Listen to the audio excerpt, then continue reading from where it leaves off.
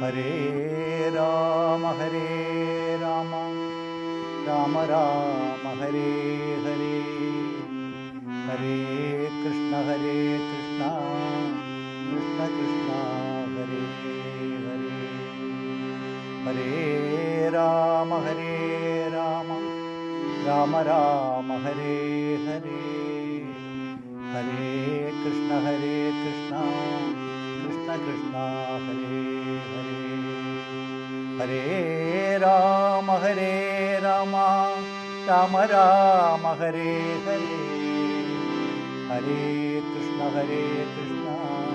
കൃഷ്ണ കൃഷ്ണ ഹരേ ഹരേ. ഹരേ രാമ രാമ രാമ ഹരേ ഹരേ, ഹരേ കൃഷ്ണ കൃഷ്ണ കൃഷ്ണ ഹരേ ഹരേ. ഹരേ രാമ രാമ രാമ ഹരേ ഹരേ, ഹരേ കൃഷ്ണ കൃഷ്ണ കൃഷ്ണ ഹരേ ഹരേ. ഹരേ രാമ രാമ രാമ ഹരേ ഹരേ, ഹരേ കൃഷ്ണ കൃഷ്ണ കൃഷ്ണ ഹരേ ഹരേ. ഹരേ രാമ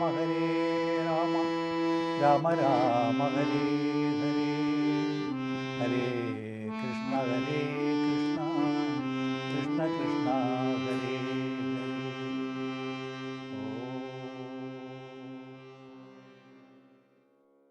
ഹരി ഓം. എല്ലാ സാധകർക്കും ഒരിക്കൽ കൂടി മീറ്റ് ടു മീ മെഡിറ്റേഷൻ ചാനലിൻ്റെ മറ്റൊരു അധ്യായത്തിലേക്ക് സ്വാഗതം. മലമുകളിലെ നിരീക്ഷകൻ ധ്യാനഗുരുവിനെ ധ്യാനസാധകൻ സംബോധന ചെയ്യുന്നത് ഇങ്ങനെയാണ്. ധ്യാനഗുരു തിരിച്ച് സംബോധന ചെയ്യുന്നത് മലച്ചുവട്ടിലെ നിരീക്ഷകൻ എന്നാണ്. ഒരു ദിവസം ധ്യാനഗുരു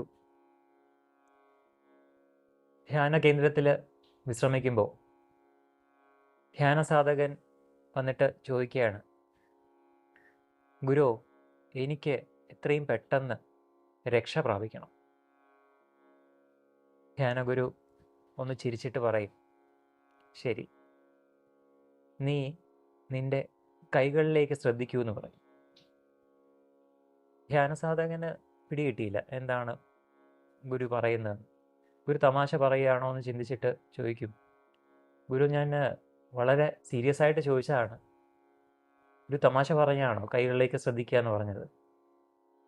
അപ്പം ധ്യാനഗുരു പറയും, ഇല്ല, ഞാൻ അത്രയും സീരിയസോട് പറഞ്ഞതാണ്, നീ നിൻ്റെ കൈകളിലേക്ക് ശ്രദ്ധിക്കൂ. ധ്യാനസാധകന് വീണ്ടും അതൊരു കൺഫ്യൂഷനായിട്ട് തോന്നി. ധ്യാനസാധകൻ ചോദിക്കും, ഗുരു എന്താണ് ഉദ്ദേശിച്ചത്? ധ്യാനഗുരു ധ്യാനസാധകന് വ്യക്തത വരുത്തുന്ന രീതിയിൽ പറയുകയായിരുന്നു, നീ എന്തിലാണ് പിടിച്ചിരിക്കുന്നത്, ആ പിടി വിട്ടാലല്ലേ നിനക്ക് രക്ഷ പ്രാപിക്കാൻ സാധിക്കുകയുള്ളൂ. അതുകൊണ്ടാണ് കൈകളിലേക്ക് നോക്കാൻ പറഞ്ഞത്. ധ്യാനസാധകൻ ഒരു നിമിഷം കണ്ണടച്ചിരുന്നിട്ട് തൻ്റെ തുറന്നു വച്ച കൈകളിലേക്ക് നോക്കി ശാന്തനായിട്ട് ഇരുന്നു. ഈ ധ്യാനകഥയുടെ ഒരു തത്വം എന്തെന്ന് വെച്ച് കഴിഞ്ഞാൽ, പിടിവിടണമെങ്കിൽ പിടികിട്ടണം. അവധൂജി രചിച്ച ഈ ധ്യാനകഥയെ മനനം ചെയ്തുകൊണ്ട് നമുക്കിന്നത്തെ സത്സംഗത്തിലേക്ക് കടക്കാം. ഇന്ന് നമ്മൾ എത്തിച്ചേർന്നിരിക്കുന്നത് തിരുവനന്തപുരം ജില്ലയിലെ വേട്ടമുക്ക് എന്ന് പറയുന്ന സ്ഥലത്താണ്. ഇന്ന് നമ്മൾ പരിചയപ്പെടാൻ പോകുന്ന വ്യക്തിത്വത്തെക്കുറിച്ച് പറയുകയാണെങ്കിൽ അദ്ദേഹം ബഹുമുഖ പ്രതിഭ എന്ന് തന്നെ പറയേണ്ടി വരും. അദ്ദേഹം ആചാര്യനാണ്, ഭഗവത്ഗീത യജ്ഞങ്ങൾ നടത്തുന്ന ആളാണ്, രാമായണ പാരായണം, പൂജ കൂടാതെ ഒട്ടേറെ ഗ്രന്ഥങ്ങൾ അദ്ദേഹം രചിച്ചിട്ടുമുണ്ട്. അദ്ദേഹത്തിൻ്റെ പേര് ആചാര്യ മാധവാശ്രമം ജനാർദ്ദനം പിള്ളജിയാണ്. നമുക്ക് അദ്ദേഹത്തെ ബഹുമാനപൂർവ്വം നമ്മുടെ സത്സംഗത്തിലേക്ക് സ്വാഗതം ചെയ്യാം. നമസ്തേ. ഹരി ഓം. സ്വാമിജി, അങ്ങയുടെ ബാല്യത്തെക്കുറിച്ചും എപ്പോഴാണ് അല്ലെങ്കിൽ ഏതൊരു സാഹചര്യത്തിലാണ് അങ്ങ് ഈ ഒരു ആധ്യാത്മിക മേഖലയിലേക്ക് കടന്നു വന്നത് എന്ന കാര്യങ്ങളൊക്കെ അറിയാൻ താല്പര്യമുണ്ട്. ഹരി ഓം.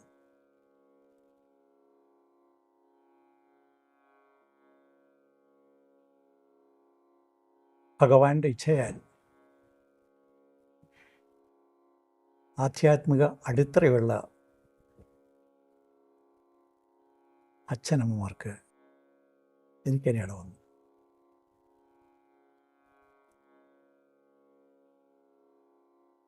എൻ്റെ പേര് സോമസുന്ദരം പിള്ളൈ.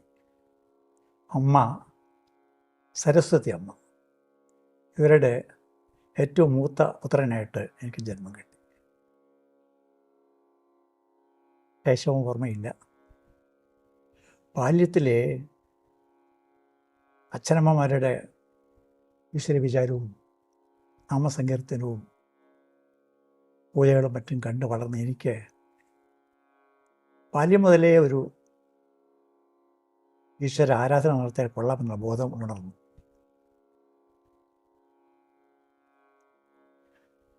ബാല്യത്തിൽ അവർ എന്നെ അമ്പലത്തിൽ കൊണ്ടുപോകും. എൻ്റെ കൈകൾ കൊണ്ട് കാണിക്ക അർപ്പിക്കും. അങ്ങനെ വളർന്ന് എനിക്ക് കൗമാരമായപ്പോഴേക്കും കുറച്ചും കൂടി ഈശ്വര വിചാരം വന്നു. കാരണം സ്കൂളുകളിൽ ഞാൻ മിക്കവാറും 1ാം റാങ്കുകാരനാണ്. 1ാം ക്ലാസ് മുതൽ പല സ്കൂളുകളിൽ പഠിച്ചിട്ടുണ്ട്. അവിടെ എല്ലാം എനിക്ക് ക്ലാസ് ഫസ്റ്റ് അല്ലെങ്കിൽ സ്കൂൾ ഫസ്റ്റ് കിട്ടിക്കൊണ്ടേയിരുന്നു. 2-3 സ്കൂളുകളിൽ മാറി പോയിട്ടുണ്ടെങ്കിൽ അവിടെ എല്ലാം എനിക്ക് പ്രഥമ പരിഗണന കിട്ടി. ഓരോ പ്രാവശ്യവും എനിക്ക് കിട്ടുമ്പോഴേക്കും എൻ്റെ ചിന്ത, എനിക്ക് പൊസിഷൻ കിട്ടുന്നത് ഭഗവാനാണ് എനിക്കിത് തരുന്നത് എന്ന ബോധം ഉറച്ചുറച്ച് വന്നു. സ്കൂൾ വിദ്യാഭ്യാസം അവിടെയും അതുപോലെ തന്നെ, കോളേജ് വിദ്യാഭ്യാസം അവിടെയും അതുപോലെ തന്നെ. അങ്ങനെ എല്ലാ തരത്തിലും ഇങ്ങനെ ആത്മവിചാരം ഉറയ്ക്കപ്പെട്ടു. കാരണം ഈ സ്കൂൾ വിദ്യാഭ്യാസത്തിൻ്റെയും കോളേജ് വിദ്യാഭ്യാസത്തിൻ്റെയും ഒക്കെ വിജയത്തിന് കാരണം ഏതോ ഒരു ശക്തിയാണെന്നുള്ള ബോധം അതങ്ങ് ഉറച്ചു, വീണ്ടും ഉറച്ചു വന്നു. അച്ഛനമ്മമാരുടെ സപ്പോർട്ടും ഉണ്ടായിരുന്നു. അങ്ങനെയാണ് എൻ്റെ ബാല്യം, കൗമാരം, യൗവനം പോയത്. അങ്ങയുടെ ആ സ്കൂൾ കാലഘട്ടം കൂടി ഒന്ന് വിവരിക്കുക. സ്കൂൾ കാലഘട്ടം പറയാൻ വളരെ സന്തോഷമാണ്. ഞാൻ നേരത്തെ പറഞ്ഞതുപോലെ 1ാം ക്ലാസ് മുതൽ മോണിറ്റർ ആണെങ്കിൽ ഒരു ലീഡർഷിപ്പ് ക്വാളിറ്റി അന്ന് എനിക്കുണ്ടായിരുന്നു. ഇപ്പം തോന്നുന്നു, എനിക്കന്ന് അറിഞ്ഞുകൂടാ. ഞാൻ നെടുമങ്ങാട് സ്കൂൾ പ്രൈമറി സ്കൂളിൽ ചേർന്നു. Venjaramoodu, Vamanapuram, Kallara, Muthirmala, Thiruvananthapuram SME school, Nedumangad high school, ഇത്രയും സ്കൂളുകളിൽ പഠിച്ചു നിർത്തിയിട്ടുണ്ട്. പക്ഷെ എവിടെയൊക്കെ പോയാലും എങ്ങനെയോ എൻ്റെ പേര് ആ സ്കൂളുകാരെ അറിഞ്ഞ് എന്നെക്കൊണ്ട് ജനഗണമന, അന്ന് രാവിലെ സ്കൂൾ തുറക്കുമ്പോഴേക്കും ജനഗണമനയുണ്ട്. ഞാൻ തന്നെയാണ് ജനഗണമന അന്ന് വരെ പാടിക്കൊണ്ടിരുന്നത്. SME സ്കൂളിലും MP അപ്പൻ സാറിൻ്റെ കാലത്തും ഞാൻ തന്നെയായിരുന്നു ജനഗണമന പാടിയത്.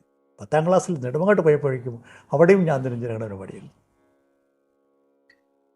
അതുപോലെ തന്നെ ഈ പദ്യപാരായണം, ഉപന്യാസ മത്സരം, ഇങ്ങനെയുള്ളതിലൊക്കെ ഞാൻ ചേർക്കും. എല്ലാത്തിനും പ്രൈസ് കിട്ടും. പ്രത്യേകിച്ചും ഈ സംഗീതം, പാട്ട്, അതിൽ മിക്കവാറും ഫസ്റ്റ് പ്രൈസ് എനിക്ക് എങ്ങനെയോ കിട്ടിക്കൊണ്ട്. സംഗീതം എൻ്റെ അച്ഛനമ്മമാർ എന്നെ ഒരു 5 വയസ്സിൽ ഒരു ഭാഗവതം കൂടെ തുടങ്ങി വെച്ചു. 1 വർഷം പഠിച്ചു. അതിൻ്റെ ബേസിക്കും വർണ്ണം എന്ന് പറയും, വർണ്ണം അത്രയേ പഠിച്ചിട്ടുള്ളൂ. കീർത്തനങ്ങളൊന്നും പോയിട്ടില്ല. അപ്പോഴേക്കും ആ പഠിപ്പിച്ച സാറിന് ആവശ്യം നിലയിൽ അദ്ദേഹം പോയി, പിന്നെ പഠിച്ചിട്ടില്ല. പക്ഷേ എൻ്റെ ബേസിക് നോളജ് അന്നേ എൻ്റെ ഹൃദയത്തിൽ ഉറയ്ക്കപ്പെട്ടു. ശ്രുതിജ്ഞാനം, ഭാവം, ലയം, അക്ഷരശുദ്ധി, ഇവയൊക്കെ ആ കുട്ടിക്കാലം മുതലേ ആ അധ്യാപകൻ പറഞ്ഞനുസരിച്ച് എന്നിൽ നിക്ഷിപ്തമായി.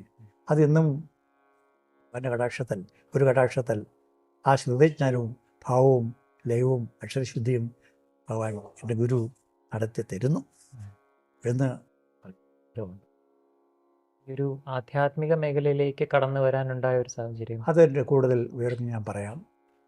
ഞാൻ 20-ാം വയസ്സിൽ കോളേജ് വിദ്യാഭ്യാസം എഞ്ചിനീയറിംഗ് ഡിപ്ലോമ പാസ്സായിട്ട് 20-ാം വയസ്സിൽ ജോലി കിട്ടി. 1996 ജൂൺ 16-ാം തീയതി ജോയിൻ ചെയ്യുന്നു. ജോയിൻ ചെയ്ത ദിവസം തന്നെ ഓഫീസിൽ പരിചയപ്പെടുത്തുമല്ലോ എല്ലാവരെയും. ഓഫീസ് സ്റ്റാഫിനൊക്കെ എന്നെ പരിചയപ്പെടുത്തും. ഓരോരുത്തരെയും പരിചയപ്പെടുത്തിയ കൂട്ടത്തിൽ ഇത് മാധവൻപിള്ള വലിയ സ്വാമിയാണ് എന്ന് പരിഹാസരൂപേണ പരിചയപ്പെടുത്തി. അത് എന്നെ കണ്ട മാത്രയിൽ ഹരി ഓം സാർ എന്ന് പറഞ്ഞു. എന്തോ ആ ഹരി ഓം സാർ എന്ന് അതുവരെ എന്നോട് ആരും പറഞ്ഞിട്ടില്ല. ആദ്യമായി ശബ്ദം കേട്ടപ്പോഴേക്കും ഗാംഭീര്യമുള്ള ശബ്ദം, ആർദ്രമായ കണ്ണുകൾ, ആദ്യത്തെ ഇരിപ്പ് ഞാൻ കണ്ടപ്പോഴേക്കും ഏതോ ഒരു ദിവ്യത്വം എന്നിൽ തെളിഞ്ഞു. ഈ മുമ്പിലിരിക്കുന്ന ആൾ നിനക്ക് ഭാവിയിൽ ഗുരുവായി വരാൻ സാധ്യതയുണ്ടെന്നുള്ളൊരു ആദേശം ഇവിടെ നിന്ന് കിട്ടിയതുപോലെ തോന്നി. ഞാനും ഹരിവം പറഞ്ഞു. അത്രയേ ഉള്ളൂ അന്നത്തെ. അങ്ങനെ പിരിഞ്ഞു.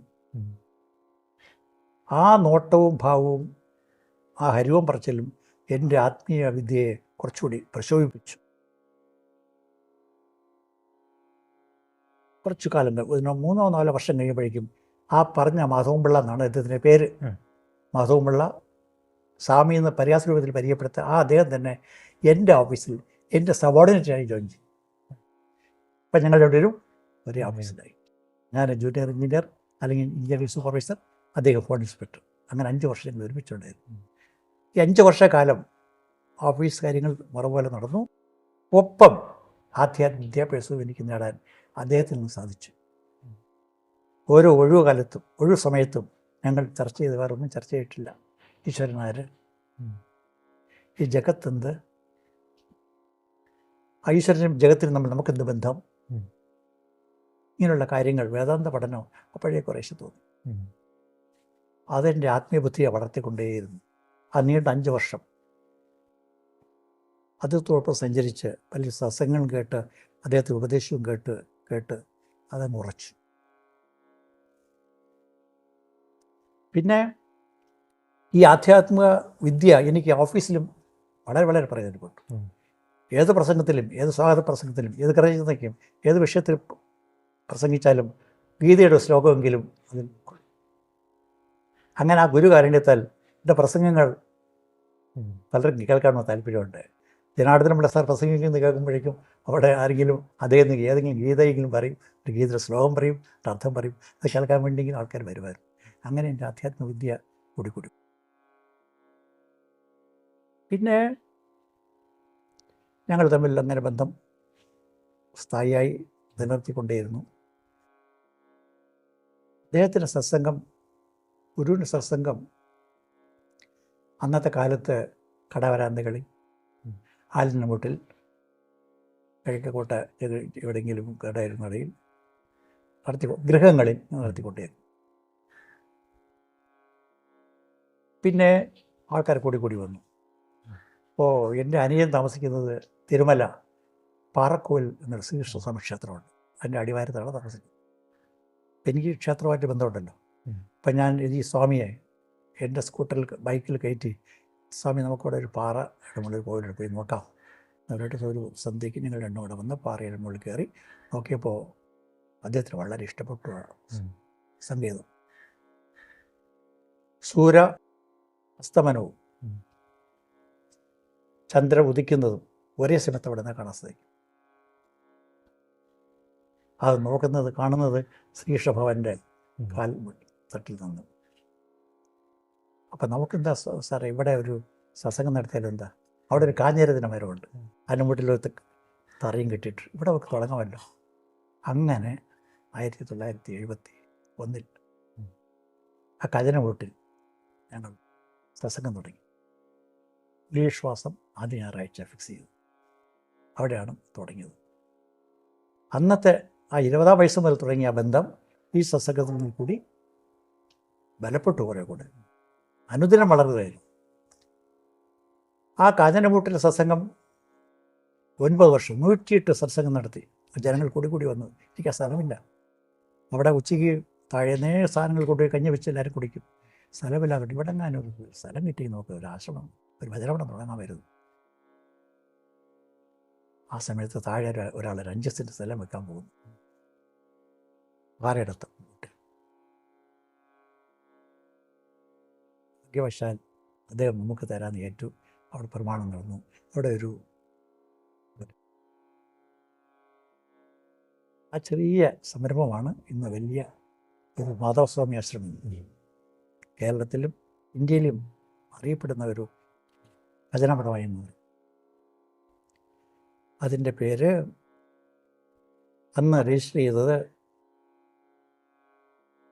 ഈ നീലകണ്ഠ ഗുരു സ്മാരക ആധ്യാത്മിക സംഘം എന്ന പേരിൽ രജിസ്റ്റർ ചെയ്തു പ്രവർത്തിച്ചു.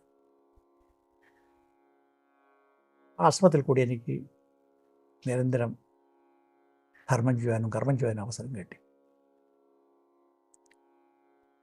ഞാൻ ആശ്രമത്തിൽ സ്വാമിയോടൊപ്പം നിന്ന് കമ്മിറ്റികളുടെ അംഗമായിരുന്നു. വൈസ് പ്രസിഡൻ്റായി ജോലി ചെയ്തിരുന്നു. സ്വാമിയുടെ സമാധിക്ക് ശേഷം പ്രസിഡൻ്റായി. പിന്നെ 80-ആം വയസ്സ് വരെ ഏകദേശം 29 വർഷക്കാലം പ്രസിഡൻറ്റും, അതിന് മുമ്പിൽ കുറേ 10-20 വർഷത്തിന് മുകളിൽ വൈസ് പ്രസിഡൻ്റായും 80 വയസ്സ് വരെ നിരന്തരം ആശ്രമവുമായി ബന്ധപ്പെട്ട് ഒരിടത്തും പോകാതെ ആശ്രമത്തിലെ കാര്യങ്ങൾ നോക്കി കഴിഞ്ഞു. ആ കാലഘട്ടത്തിൽ, സ്വാമിയുടെ കാലഘട്ടത്തിൽ എന്നെ സ്വാമി പഠിപ്പിച്ചത് അഹങ്കാരം കൊണ്ട് പറയല്ല, ആ ഗുരുത്വം കൊണ്ട് അദ്ദേഹത്തെ ഓർമ്മയ്ക്കായിരിക്കാൻ സാധ്യമല്ല. ഭജന പാടും. കുട്ടിക്കാലത്ത് കിട്ടിയ സംഗീത ജ്ഞാനം, ആ ഭജന പാടുന്നതിൽ ഒരു മാധുര്യം പലർക്കും കിട്ടിയെന്ന് എനിക്ക് തോന്നുന്നു. അവരെന്നെ കൊണ്ട് പാടിക്കും.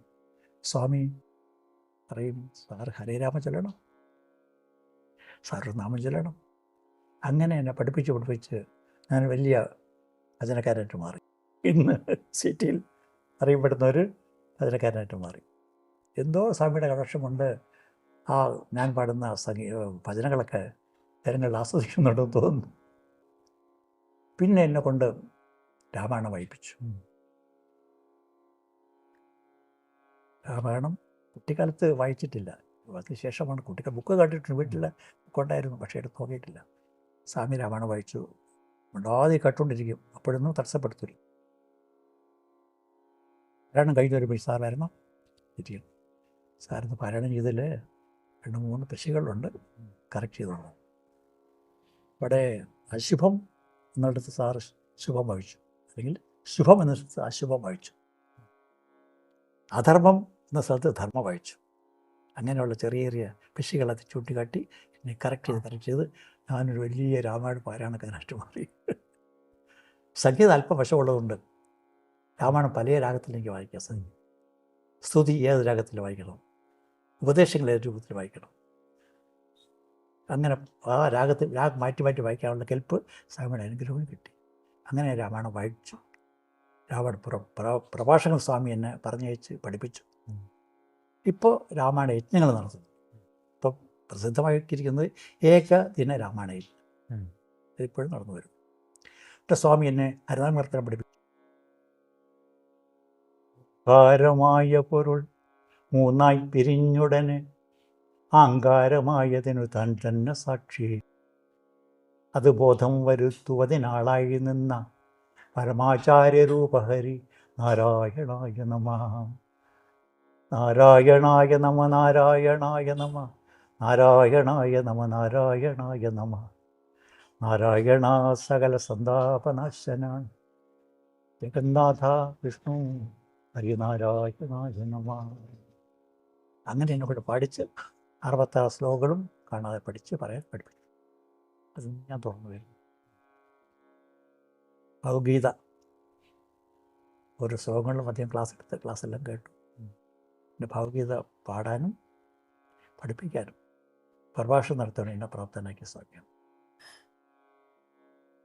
പിന്നെ പറഞ്ഞു വന്നാൽ ബാക്കി പല ഗ്രന്ഥങ്ങളും, ദേവി മഹാത്മ്യം, ഇങ്ങനെ പല ഗ്രന്ഥങ്ങളും. ഗുരുഗീത, എന്താണ് ഗുരുഗീത സ്വാമി ക്ലാസ് എടുത്തിട്ടുണ്ട്. ഗുരുഗീത പാരായണം ചെയ്യും, പ്രഭാഷണം ചെയ്യും. ഗുരുതത്വം ഇപ്പോഴും ഞാൻ പ്രഭാഷണം ചെയ്യുന്നു. അങ്ങനെ എന്നെ പ്രാപ്തനാക്കി. പാരായണം, പ്രഭാഷണങ്ങൾ, സത്സംഗങ്ങൾ, പൂജകൾ. അന്ന് സ്വാമി തിരുവനന്തപുരത്ത് തുടങ്ങിയത് ഐശ്വര്യപൂജ. നാഗർകോവിൽ പ്രസിദ്ധമായ ഐശ്വര്യപൂജ അന്നത്തെ വെള്ളിമല സ്വാമിക്ക് പറഞ്ഞു കൊടുത്തു. സ്വാമി പൂജ നടത്തിക്കൊണ്ടിരുന്നു. സ്വാമിക്ക് പോകാൻ പറ്റാത്ത അവസരത്തിൽ എന്നെ പറഞ്ഞേക്കുക, സാറേ പോയിട്ട് വരണം. അവർ ഞാൻ ഇങ്ങനെ സ്വാമി അത് സാറ് ഞാൻ പുറകിലുണ്ട്, സാറ് ചൊല്ലിക്കൊള്ളണം. അങ്ങനെ ധൈര്യം തന്ന് പല ക്ഷേത്രങ്ങളിൽ ഓഫീസറാണ്.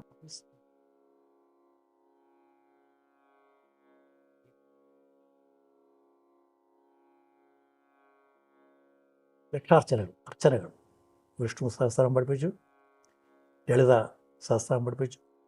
അപ്പോൾ അർച്ചന ചെയ്യാൻ പഠിപ്പിച്ചു. സാധാരണ അർച്ചന മാത്രമല്ല, ലക്ഷാർച്ചനകൾ എന്നെ കൊണ്ട് ചെയ്യിപ്പിച്ചിട്ടുണ്ട്. ഇന്നും ലക്ഷാർച്ചനകൾക്ക് നേതൃത്വം കൊടുക്കുന്നു.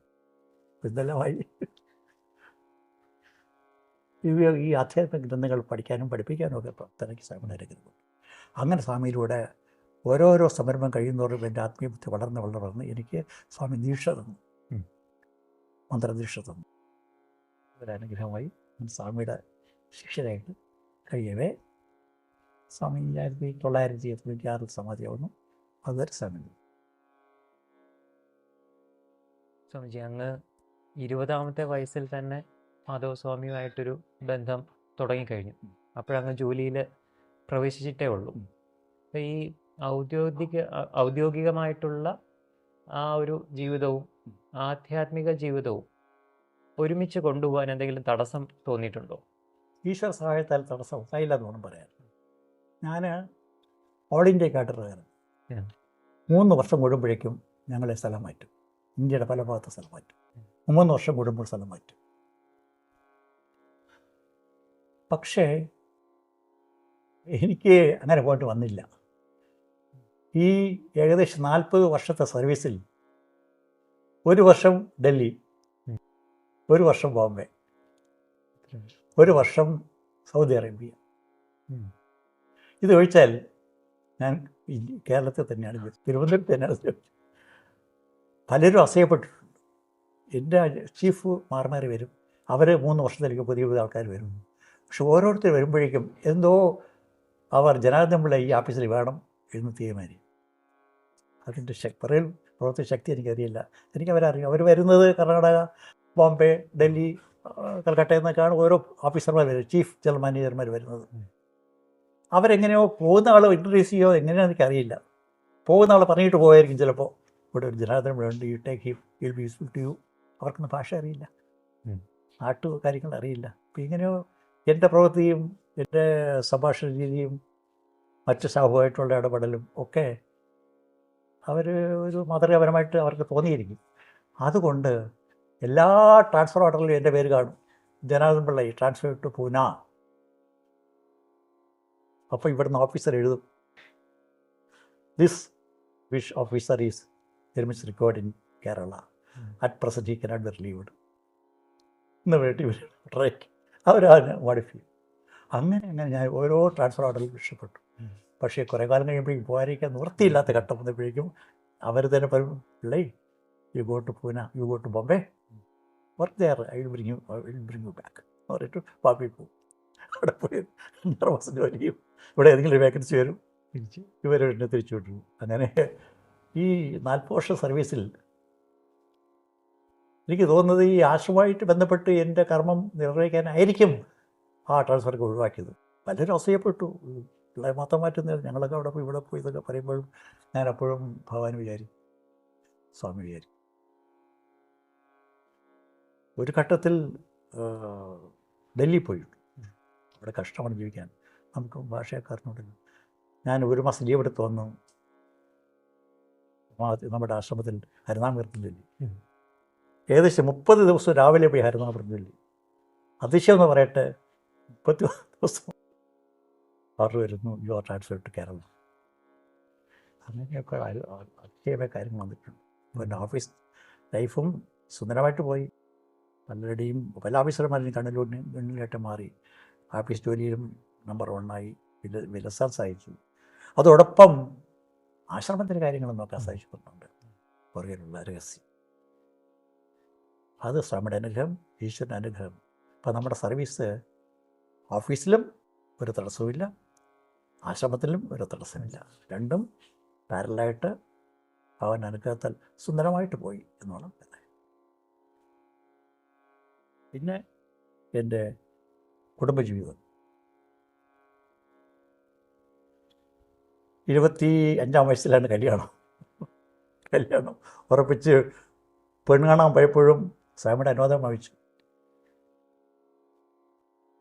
ദൈവഹത്യ സ്വാമിയുമായിട്ട് പരിചയപ്പെട്ട കുടുംബമായിരുന്നു പെണ്ണിൻ്റെ വീട്. സാർ ഇത് എനിക്കറിയുന്ന കുടുംബമാണ്, ഒന്നും നോക്കണ്ട സാർ എസ് പറഞ്ഞോളൂ എന്നിട്ട് സ്വാമിയുടെ അനുവാദത്തോടെയാണ് കല്യാണം കഴിഞ്ഞത്. വിവാഹ ജീവിതവും മംഗളമായി, കുടുംബ ജീവിതവും നന്നായി. അതിൽ 3 കുട്ടികൾ ജനിച്ചു. ഭാര്യയും ഈശ്വര വിശ്വാസവും ഉള്ളായിരുന്ന കുട്ടിയായിരുന്നു. സ്വാമിയുമായിട്ടും പണ്ട് പരിചയമുള്ളതുകൊണ്ട് ആശ്രമമായി ബന്ധപ്പെടാൻ സാധിച്ചു. അപ്പം ഞങ്ങൾ 2 പേരും ആശ്രമത്തിലെ കുടുംബക്കാരായി. ജനിച്ച മക്കളും അവരിന്നും ആശ്രമമായിട്ട് ബന്ധപ്പെട്ട് കഴിയുന്നു. സ്വാമി 96 സമാധിയായി, എങ്കിലും മക്കളുടെ മക്കളും ആശ്രമമായിട്ട് ബന്ധപ്പെട്ട് കഴിയുന്നു. അവരുടെ മോൻ ഒരു കൊച്ചുമോൻ ഈയിടയ്ക്ക് പറഞ്ഞു, 6ാം ജനറേഷൻ, അവനും സ്വാമി പറഞ്ഞ വാക്കുകളനുസരിച്ച് ഹരിവം പറയുന്നു, അമ്പലത്തിൽ പോയി തൊഴുന്നു, കാണിക്ക അമ്മയുടെ പേഴ്സിൽ നിന്ന് പൈസ വെച്ച് കാണിക്കയിടുന്നു. സ്വാമി എന്ന് പറഞ്ഞിരുന്നു, സത്സംഗത്തിൽ പറഞ്ഞു, ഒരു ആധ്യാത്മിക സാധകൻ ഭക്തനായി മാറിയാൽ അയാളുടെ 7 കുടുംബങ്ങൾ രക്ഷപ്പെടുമെന്നാണ് അദ്ദേഹം പറഞ്ഞത്. 7 കുടുംബങ്ങൾ, പിതൃക്കൾക്കും മേന്മയുണ്ടാവും, വരുന്ന 7 ജനറേഷൻ രക്ഷപ്പെടുമെന്ന് പറഞ്ഞിട്ടുണ്ടായിരുന്നു. അത് എൻ്റെ സ്വജീവിതത്തിൽ അനുഭവമായിരുന്നു. ഞാനത് അഹങ്കാരത്തോടെയല്ല, ആ ഗുരുത്വത്തിൻ്റെ ശക്തി വിശേഷിപ്പിക്കാൻ വേണ്ടി പലയിടത്തും പറഞ്ഞു പ്രചരിപ്പിക്കാൻ വേണ്ടി. ഒരു നാമം ചൊല്ലിയാൽ, ആത്മാർത്ഥമായിട്ട് നാമം ചൊല്ലിയാൽ, ഒരു കടാക്ഷം കിട്ടിയാൽ നീ രക്ഷപ്പെട്ടു. നിൻ്റെ വിഷയങ്ങളെല്ലാം വിഷവൈരാഗ്യം വന്ന് വിഷയങ്ങളെല്ലാം പറന്നു പോകും, ചിത്തം ശുദ്ധമാകും, രാഗദ്വേഷ കാമക്രോധ ലോപമോഹങ്ങളെല്ലാം പറന്നു പോകും, പ്രപഞ്ച വിഷയങ്ങൾ താല്പര്യം കുറയും, ആധ്യാത്മ വിഷയത്തിൽ കൂടുതൽ തൽപരരാകും. തൻ്റെ ജീവിതം സാർത്ഥകമായി, ഞാൻ ധന്യനായി, ഞാൻ കൃതാർത്ഥനായി എന്ന് ഉറപ്പിച്ച് പറയാൻ നിനക്ക് സാധിക്കും. അതുവഴി നിൻ്റെ ജന്മം, മനുഷ്യജന്മം സഫലമാകും എന്നൊക്കെ സ്വാമി പറഞ്ഞത് എൻ്റെ സ്വജീവിതത്തിൽ അനുഭവമായിക്കൊണ്ടേയിരിക്കുന്നു. കാരണം ഇത് കേട്ടെങ്കിലും അറിഞ്ഞെങ്കിലും അടുത്ത ജനറേഷനെങ്കിലും ഈ പാത പിന്തുടർന്നാൽ മനുഷ്യജീവിതത്തിൽ നരകം അനുഭവിക്കേണ്ടി വരില്ലല്ലോ. ഒരു പക്ഷേ അനുഭവിക്കേണ്ടി വന്നാലും അതിലും സുഖം കണ്ട് ആനന്ദം കണ്ട് ജീവിതം നയിക്കാമല്ലോ. അത്തരമൊരു പ്രാക്ടീസ് ഈ ആധ്യാത്മിക ജീവിതം കൊണ്ട് നമുക്ക് നേടാമെന്ന് എൻ്റെ ആധ്യാത്മിക ജീവിതം കൊണ്ടും ഓഫീസിലെ ജീവിതം കൊണ്ടും ഗൃഹസ്ഥ ജീവിതം കൊണ്ടും ഞാൻ ഇന്ന് അനുഭവിച്ചറിഞ്ഞുകൊണ്ടിരിക്കുന്നു, അത് പ്രചരിപ്പിച്ചുകൊണ്ടിരിക്കുന്നു. ജി, അങ്ങയോട് സംസാരിക്കുമ്പം ഗുരു എന്നുള്ള ആ ഒരു ശബ്ദം എപ്പോഴും അങ്ങയുടെ വാക്കുകളിൽ കേൾക്കാറുണ്ട്, അത് അനുഭവിക്കാനും സാധിക്കുന്നുണ്ട്. മാധവസ്വാമിയിൽ അങ്ങ് കണ്ട പ്രത്യേകത എന്താണ്? നാം സാധാരണ ഗ്രന്ഥങ്ങൾ വായിക്കുന്ന ഒരു തത്വങ്ങളെല്ലാം അടങ്ങിയ ഒരു മഹത് വ്യക്തിയായിരുന്നു ബ്രഹ്മശ്രീ മാധവസ്വാമി തിരുവടികൾ. അദ്ദേഹത്തിൻ്റെ ഈ ഭൂലോക ജീവിതം 69 വർഷം മാത്രമേ ഉണ്ടായിരുന്നു.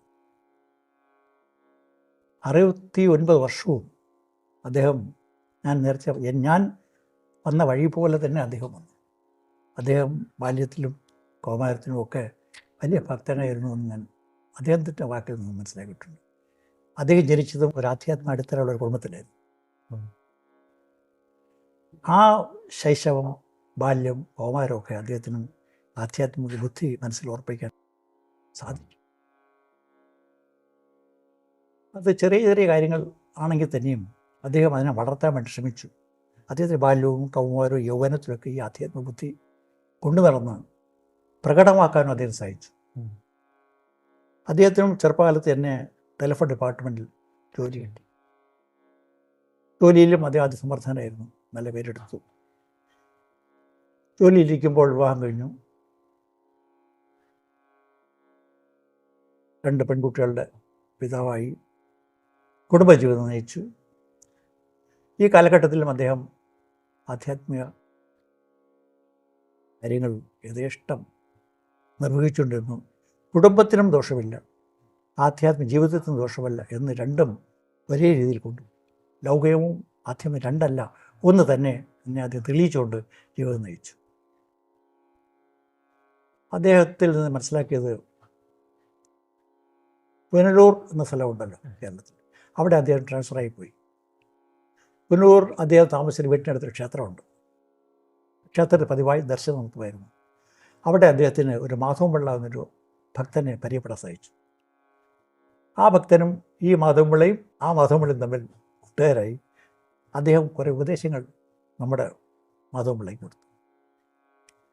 നാമം ജപിക്കണം, അമ്പലത്തിൽ ദർശനം നടത്തണം, ദാനധർമ്മം നടത്തണം, ഇങ്ങനെ കുറേ ഉപദേശം കൊടുത്ത കൂട്ടത്തിൽ പറഞ്ഞു, നിനക്ക് ദീക്ഷ വേണമല്ലോ, ദീക്ഷയ്ക്ക് ഞാൻ ആളിനെ പറഞ്ഞുതരാം എന്ന് പറഞ്ഞിട്ട് ഡിവൈൻ ലൈഫ് സൊസൈറ്റി ഉണ്ടല്ലോ, അവിടുത്തെ സ്വാമിജിക്ക് ശിവാനന്ദ പരമഹംസനാണ് പേര്, അദ്ദേഹം കത്തെഴുതി. ആരെ? നമ്മുടെ മാധവൻപിള്ള സ്വാമി, ഞാനിങ്ങനെ ഒരു ദീക്ഷ കിട്ടാൻ ആഗ്രഹിക്കുന്നു, ടെലിഫോൺ ഡിപ്പാർട്ട്മെൻറ്റ് ജോലിയാണെങ്കിലും ആധ്യാത്മിക കാര്യങ്ങളിൽ എനിക്ക് താല്പര്യമുണ്ട്, അങ്ങ് സൗകര്യപ്പെടുമെങ്കിൽ, അങ്ങേക്ക് മനസ്സനുവദിക്കുകയാണെങ്കിൽ എനിക്ക് ഒരു ദീക്ഷാമന്ത്രം ചൊല്ലിത്തരണം, പറഞ്ഞു തരണമെന്ന് എഴുതി അയച്ചു. കൃത്യമായിട്ട് മറുപടിയും കിട്ടി.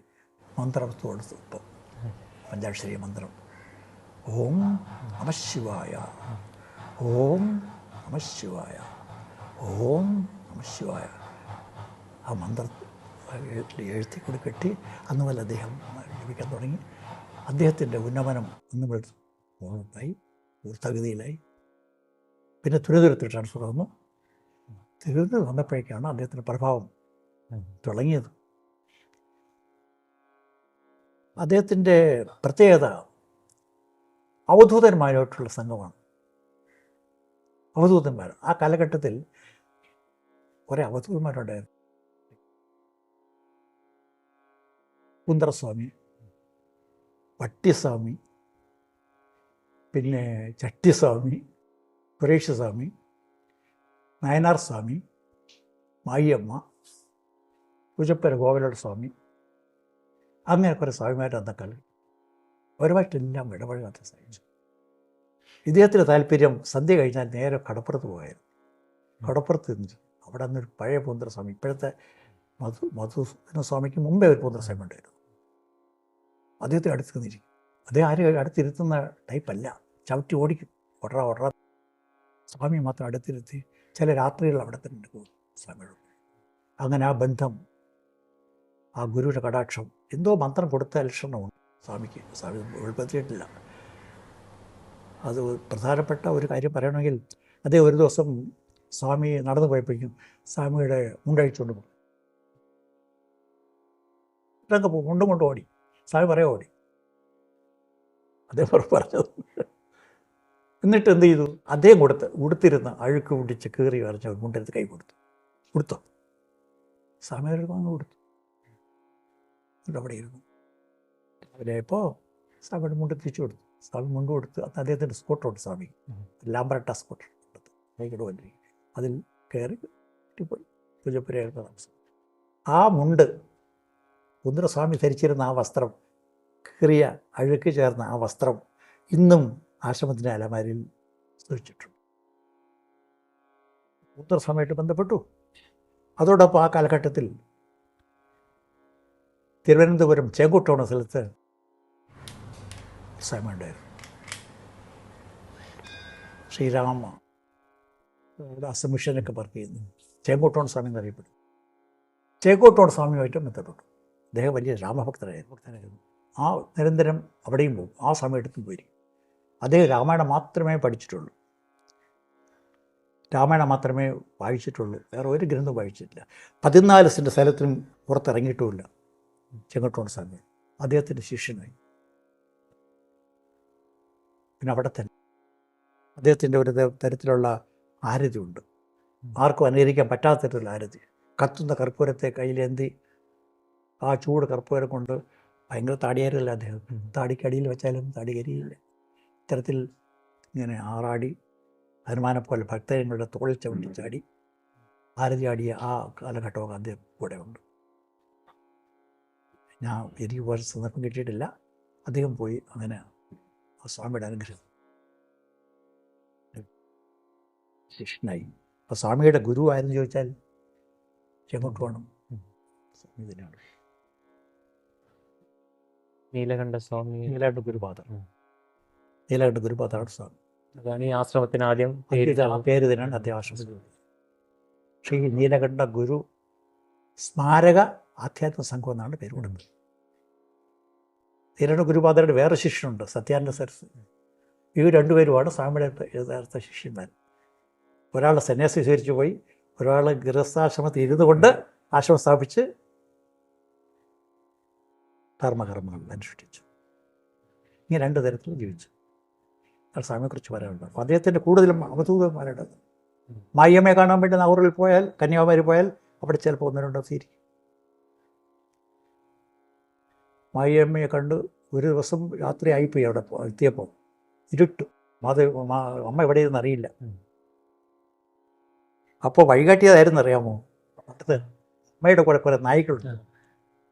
സ്വാമി ഇങ്ങനെ എവിടെയാണ് ഇങ്ങനെ അന്വേഷിച്ച് തന്നപ്പോഴേക്കും നായ്ക്കൂട്ടംകാർ വരയ്ക്കുന്നു. ഇദ്ദേഹം മനസ്സിലായി അവിടെ ഉണ്ട്. നേരെ ആ ശബ്ദം കേട്ടതെങ്കിലേക്ക് വിട്ടു. അമ്മ ഉണ്ടായിരുന്നു. അമ്മ സ്വീകരിച്ച് അവിടെ ഇരുത്തി നേരം വിളിക്കുന്നില്ല. അവിടെ ഇങ്ങനെ പഴയ എവിടെയും മറ്റു സമ്പർക്കം അദ്ദേഹത്തിൻ്റെ ആത്മീയ ദിവ്യനായിരുന്നു. ഭക്തി മാർഗം, യോഗമാർഗം, കർമ്മമാർഗം, ഇത് 3 മാർഗങ്ങളുണ്ട്. രാജമാർഗം ഏത് മാർഗമായാലും ശരി അതിലെല്ലാം അദ്ദേഹം ആ കാലഘട്ടത്തിൽ തിരുവനന്തപുരത്ത് അദ്ദേഹത്തെ വെല്ലാൻ ഒരു സ്വാമി ഉണ്ടായിരുന്നു. സാറിന് ഗതി ചേക്കോട്ടോട് സ്വാമിയും അവരൊക്കെ വിട്ടു കഴിഞ്ഞാൽ പിന്നെ 2ാമത്തെ ലെവലിൽ സ്വാമി. ഇത്രയും വലിയ സത്സംഗങ്ങൾ, അനേകം സത്സംഗങ്ങൾ അന്ന് ക്ഷേത്രത്തിൽ നിന്ന് വല്ലപ്പോഴൊക്കെ പോകാറ്. അന്നത്തെ കാലത്ത് വീടുകളായിരുന്നു അദ്ദേഹത്തിന് പ്രധാനം, ഗൃഹസന്ദർശനമായിരുന്നു പ്രധാനം. സാധകന്മാർ ഗൃഹത്തിൽ പോയി അവിടെ ഇരുന്ന് സത്സംഗം നടത്തി അവിടുത്തെ ആഹാരം കഴിച്ച് അവർക്ക് അനുഗ്രഹം കൊടുത്ത് പിരിയുന്ന ഒരു സ്വഭാവ സ്വാമിയുണ്ട്. ഇത്രയും കൂടുതൽ സത്സംഗം നടത്തിയ ഒരു സ്വാമി വേറെ ഉണ്ടോയെന്ന് എനിക്കറിയില്ല. വേറെ ഇല്ലയെന്ന് വേണം പറയാൻ. ആശ്രമത്തിലൂടെയും അദ്ദേഹത്തിൻ്റെ പ്രത്യേകത വരുന്നവർക്ക് ജ്ഞാനം വിളമ്പുക എന്നുള്ളതാണ്. ആദ്യം ഒന്ന് പരീക്ഷിക്കും. പിള്ളേരിക്ക് വന്ന ഒരു പുതിയ ഒരു സാധകൻ സ്വാമിയെ സന്ദർശിച്ചാൽ ആ മക്കൾ പോയി 2 നാമം ജപിക്കുക എന്ന് പറയും. അവനപ്പുറത്ത് നിന്നിരുന്ന് ശ്രീരാം ജയറാം ജപിക്കാൻ പറയും, അല്ലെങ്കിൽ ഹരേരാമ ജപിക്കാൻ പറയും. സാധാരണ ഉള്ള എൻ്റെ അനുഭവത്തിൽ ചിലർ 2-3 മിനിറ്റ് ജപിച്ചിട്ട് ഒന്നിൽ ഇറങ്ങിപ്പോവും, അല്ലെങ്കിൽ സ്വാമി ഞാൻ പോയിട്ട് വരാതെ പറഞ്ഞിട്ട് പോകും. അല്ലാത്ത ചിലർ അവിടെ തന്നെ ഇരുന്ന് ജപിച്ചു കൊണ്ടേയിരിക്കും. സമയം പോകുന്നുണ്ട്. സ്വാമി നോക്കുമ്പോഴേക്കും 1 മണിക്കൂറായി, 2 മണിക്കൂറായി, അയാൾ അവിടെ ഇറങ്ങുന്നില്ല. പിള്ളേ വാ എന്ന് പറഞ്ഞിട്ട് ജ്ഞാനം വിളമ്പും. ആ ജ്ഞാനം വിളമ്പി കേട്ട ആ വ്യക്തി പിന്നെ സമയം വിട്ടു പോകില്ല, അവർ രക്ഷപ്പെട്ടു. അനേകം പേര് തിരുമല ആശ്രമ മുഖാന്തരം രക്ഷപ്പെട്ടു പോയിട്ടുണ്ട്. സ്വാമിയാണെങ്കിൽ പല സിദ്ധിയും അറിയുന്ന ആളാണ്. സിദ്ധി പ്രകാശിപ്പിച്ചിട്ടില്ല. ദിവ്യനാണ് എങ്കിലും പുറമെ സാധാരണ ഒരു തോർത്ത് കൊടുത്ത് സാധാരണ ഒരു ലൗകികനെ പോലെ ഒരു കാരണവരെ പോലെ അവിടെ ആശ്രമത്തിൽ കഴിഞ്ഞു. പിന്നെ തൻ്റെ അറിവിനെ പറ്റി ആർക്കും ഒരു പിടിയും കൊടുക്കില്ല. ഇന്ന് നാം കാണുന്ന ഈശാസ്വാമി ഉണ്ടല്ലോ, മോഹൻ സ്വാമി പഴയ, അദ്ദേഹവും സ്വാമി കണ്ട് അനുവാദം വെച്ച് പോയവരാണ്. ശാന്തിഗിരി ആശ്രമത്തിലെ ആദ്യത്തെ സ്വാമി, ഈ പേര് ഞാൻ മറന്നുപോയി, അദ്ദേഹവും ശാന്തിഗിരി ആശ്രമ സ്ഥാപകൻ കരുണാകര ഗുരു സ്വാമി എടുത്ത് വന്ന് ഒരു ദിവസം സത്സംഗം. ആത്മാറാം എന്നൊരു ഈ ഇടയ്ക്ക് അന്നൊരു ആളുണ്ടായിരുന്നു, ഭക്തൻ ആത്മാറാം. അവരും സ്വാമിയിൽ നിന്ന് അനുവാദം വഹിച്ച് ദിവനായി പല സ്ഥലങ്ങളും ഇന്ത്യ പെട്ട് സന്ദർശിച്ച് തിരിച്ച് തിരുവനന്തപുരത്തോടെ ഉണ്ട്. അങ്ങനെ പലരും സ്വാമിയുടെ അനുഗ്രഹം മേടിച്ച് ആത്മീയ സാക്ഷാത്കാരം നേടിയ വ്യക്തികൾ ധാരാളം പേരുണ്ട്.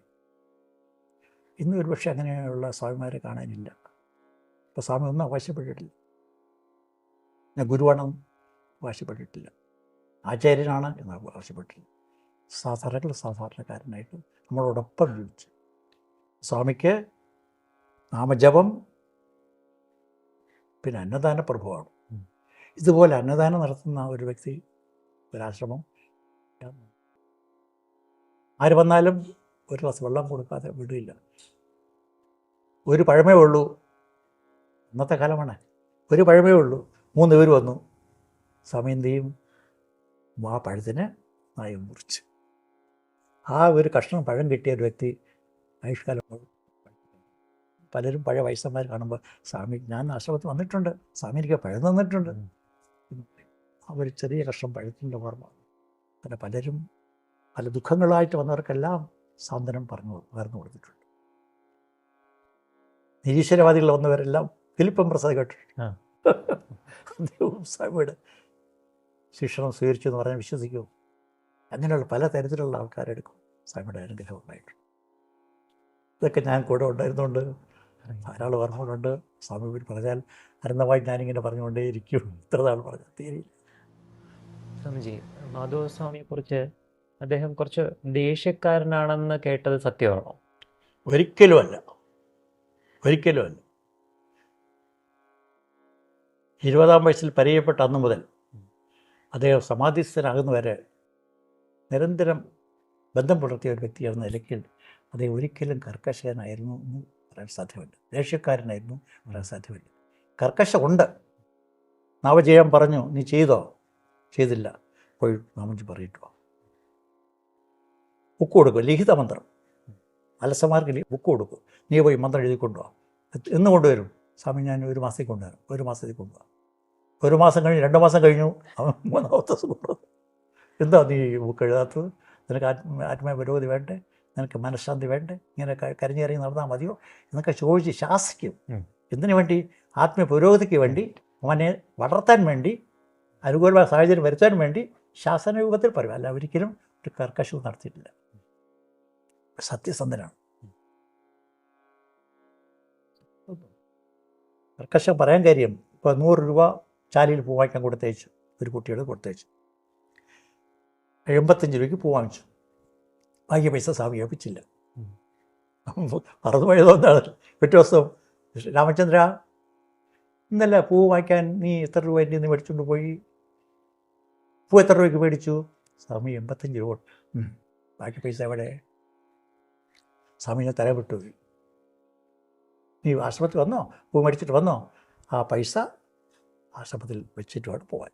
മേലാൽ ഇങ്ങനെ കൊണ്ടു നടക്കരുത് കേട്ടോ. ഇത് കർക്കശമാണോ? അല്ല.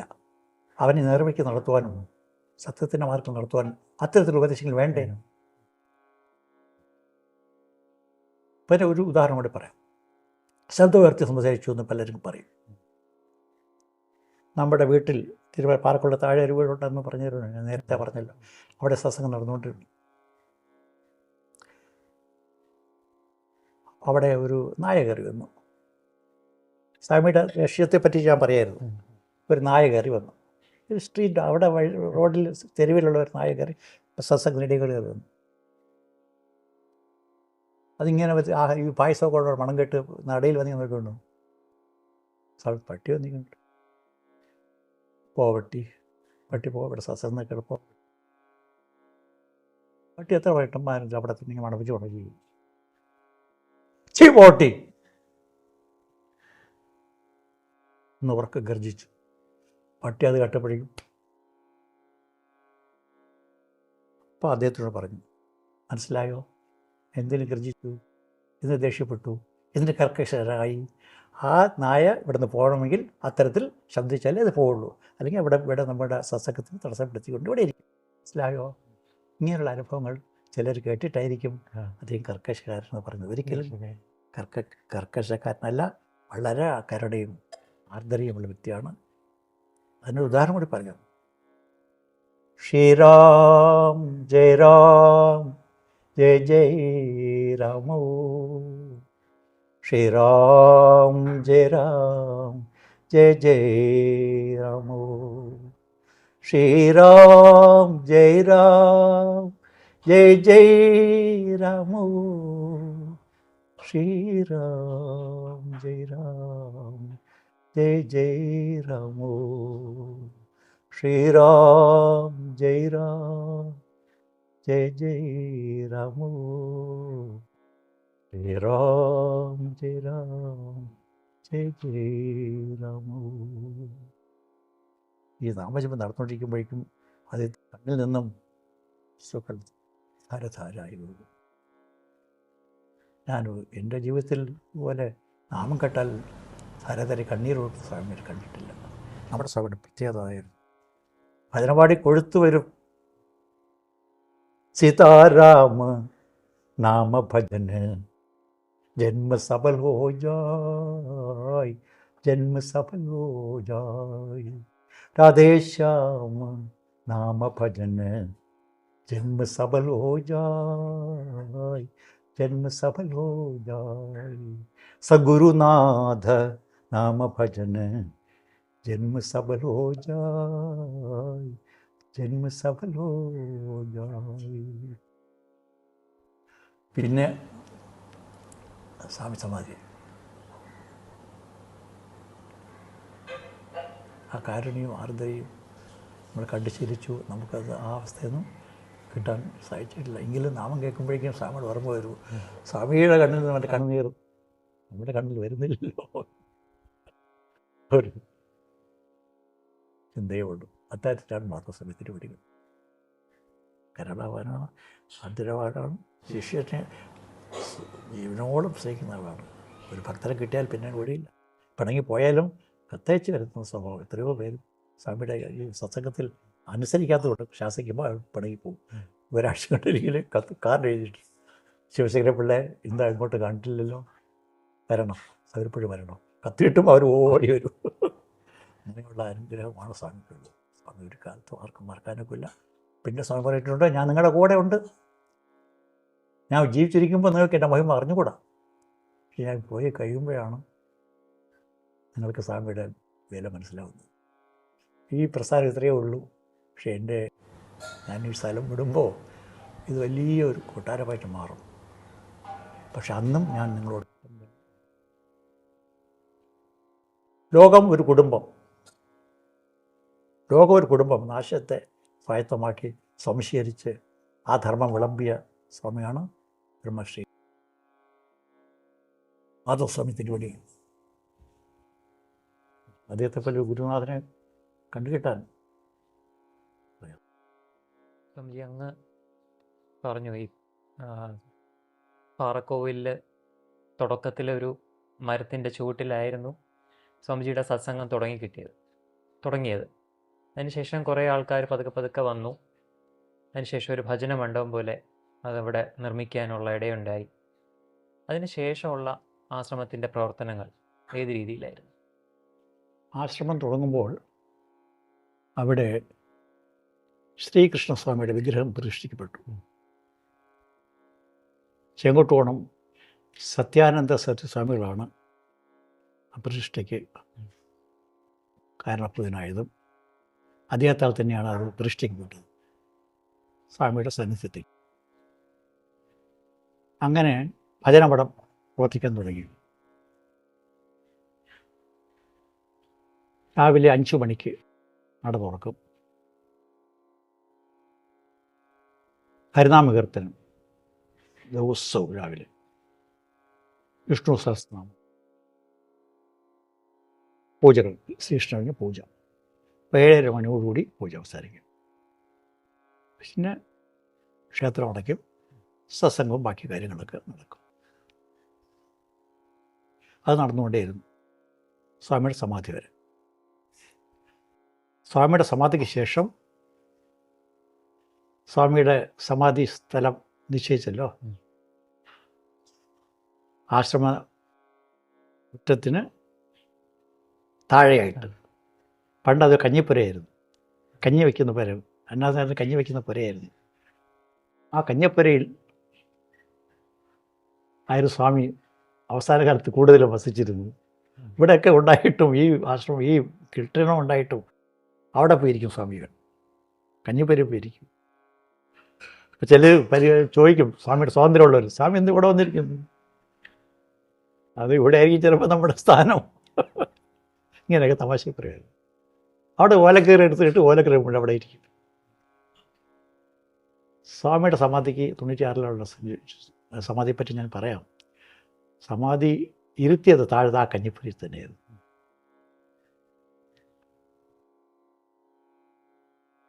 മൊത്തം പാറക്കെട്ടാണ് അവിടെ, പാറക്കെട്ട് എവിടെ കുഴിച്ചാലും പാറയാണ്.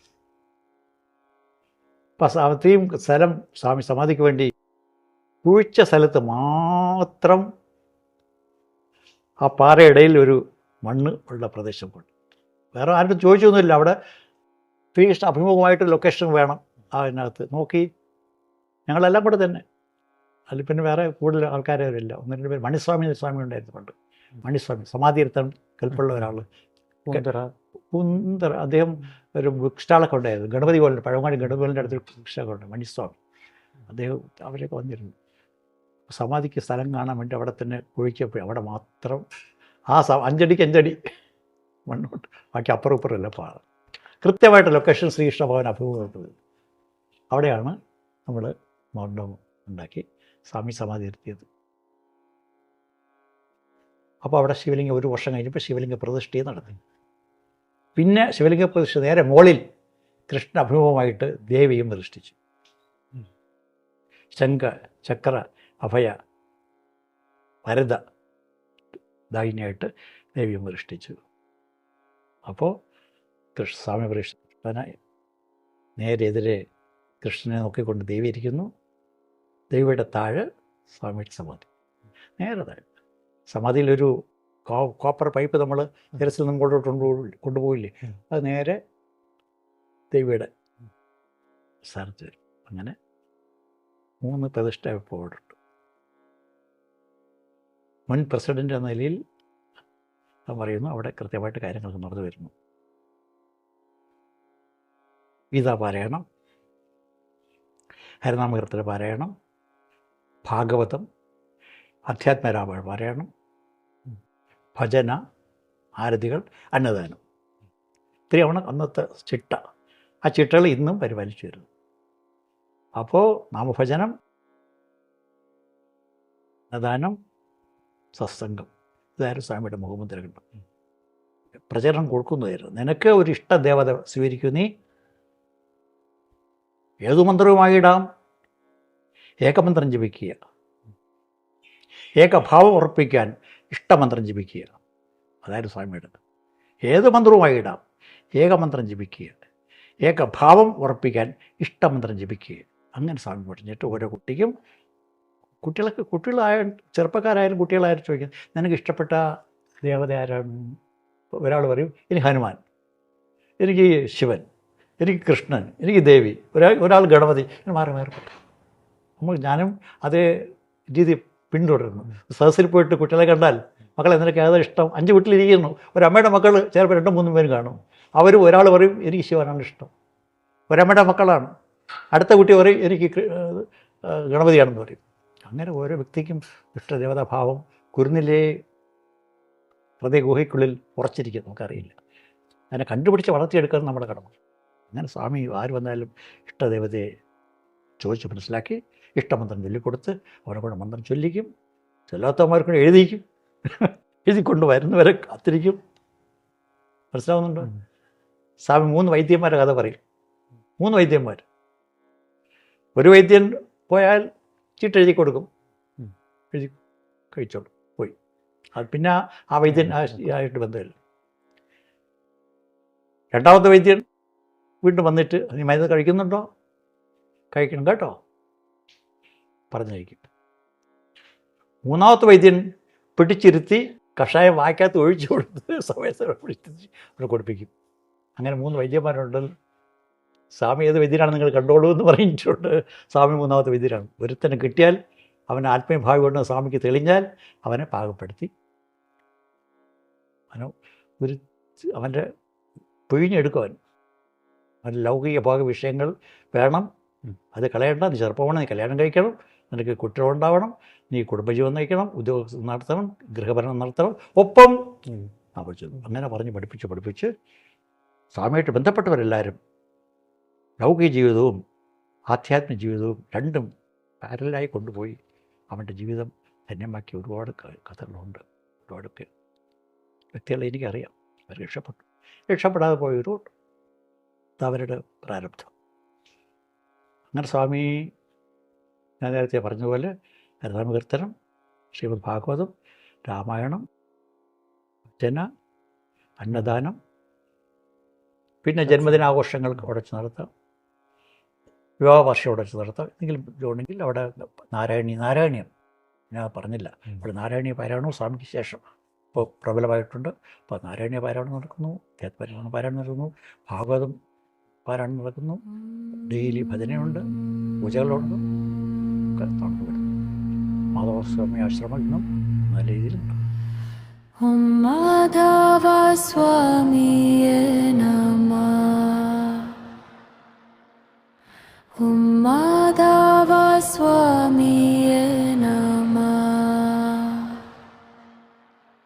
Om Madhava Swamiye Namah. Om Madhava Swamiye Namah.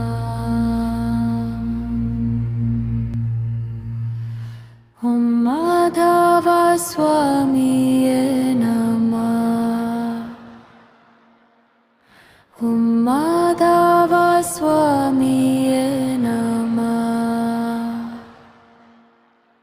Om Madhava Swamiye Namah.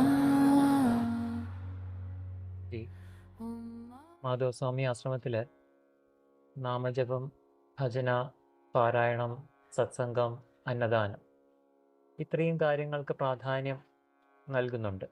മാധവസ്വാമി ജീവിച്ചിരുന്ന കാലത്തെ ഇത് തുടർന്നു വരികയാണ്, ഇപ്പോഴും തുടർന്നു വരികയാണ്. ഭജന ഒരു ഭക്തനെ എത്രത്തോളം സ്വാധീനിക്കും എന്ന് പറയാം? ഭജന അല്ലെങ്കിൽ നാമസങ്കീർത്തനം,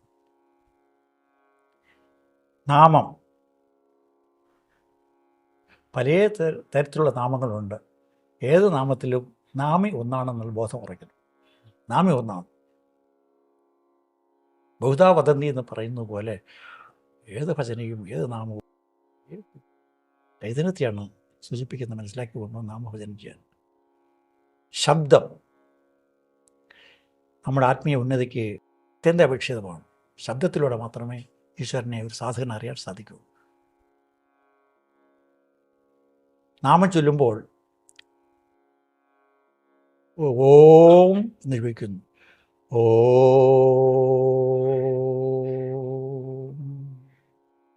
നമോ നാരായണ. ഓം നമഃ ശിവായ. ഇങ്ങനെയുള്ള മന്ത്രങ്ങൾ ജപിക്കുമ്പോഴേക്കും നമ്മുടെ ശരീരത്തിലെ അനേകം നാഡികൾ ഉത്തേജിക്കപ്പെടും.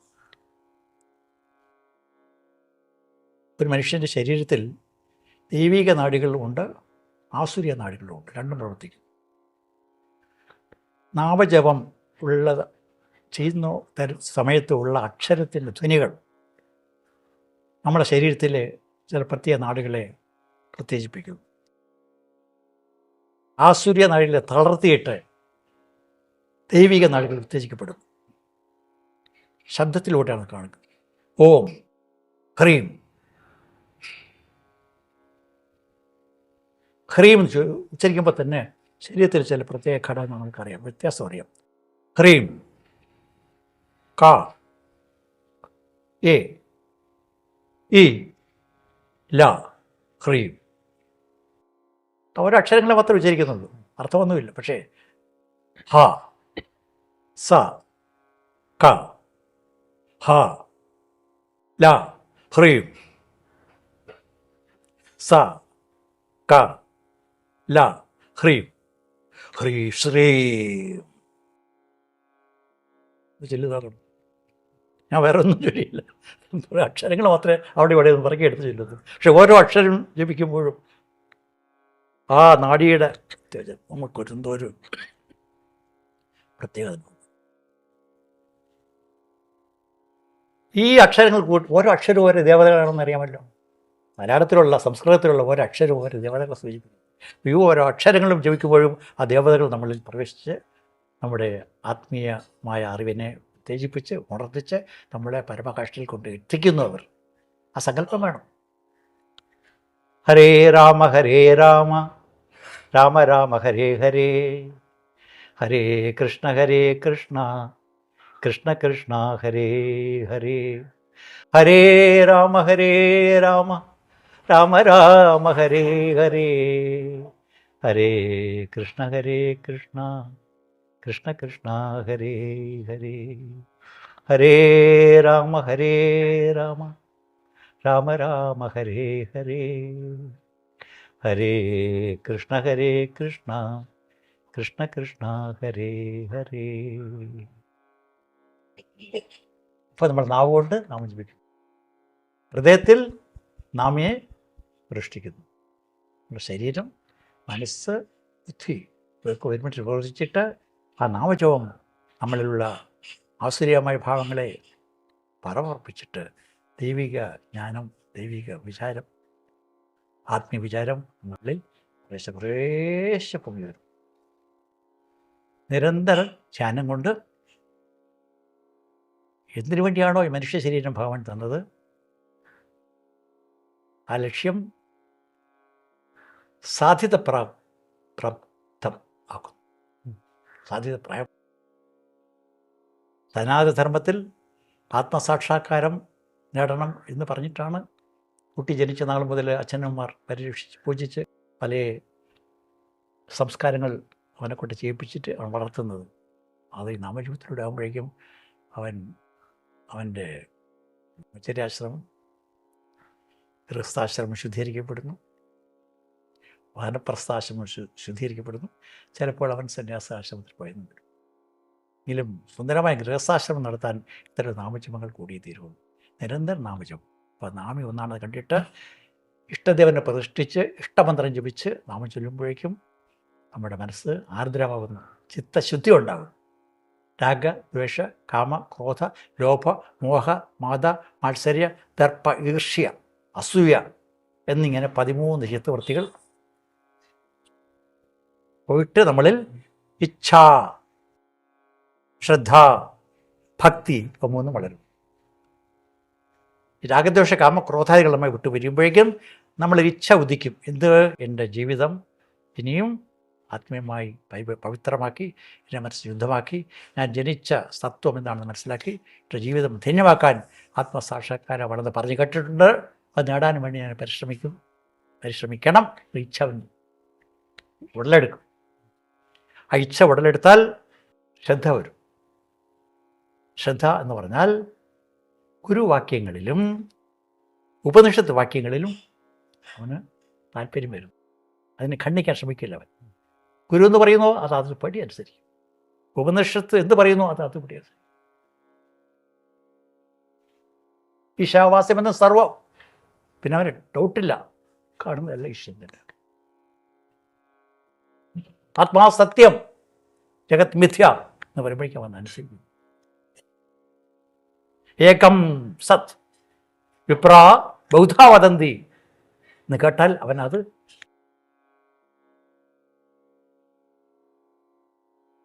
ഈ വാക്കുകളിലും ഉപദേശങ്ങളിലും വരും വിശ്വസിക്കും. അപ്പോൾ അവൻ്റെ ശ്രദ്ധ വളരും.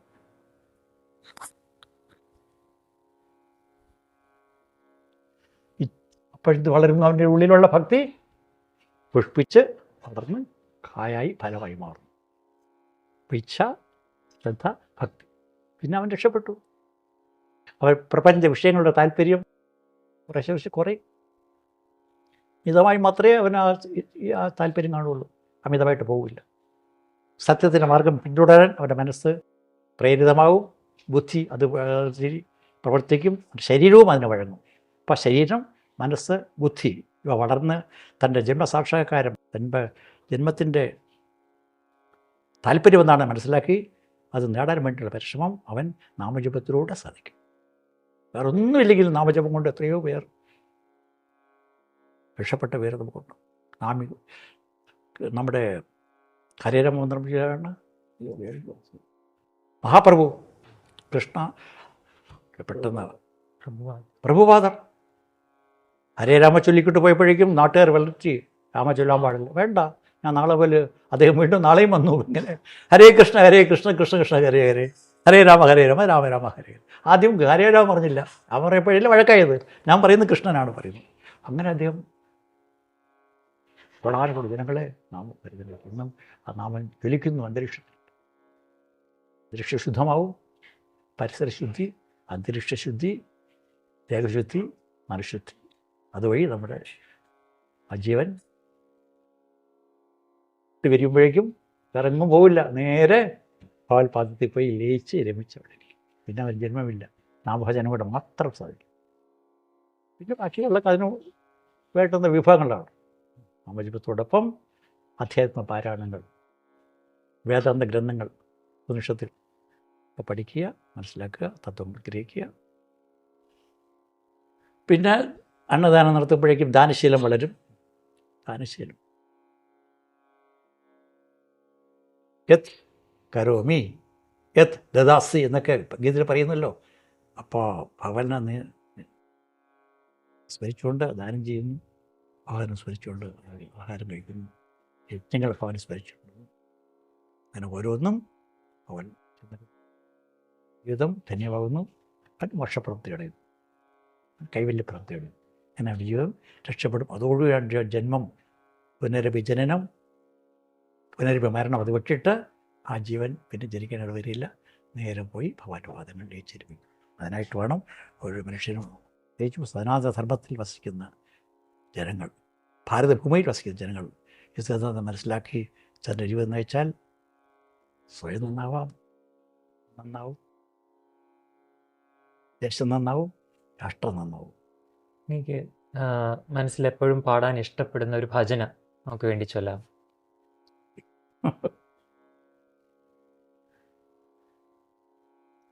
आवो गुरुदेव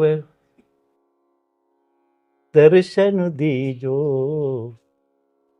तुम हो जगत के दाता, तुम हो जगत के दादा. आवो गुरुदेव दर्शन दीजो, तुम हो जगत के दादा, तुम हो जगत के दादा.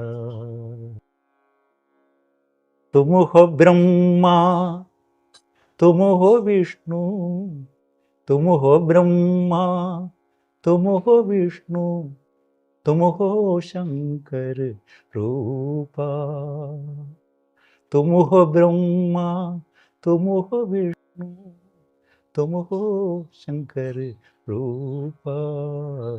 आओ गुरुदेव दर्शन दीजो, तुम हो जगत के दादा, तुम हो जगत के दादा.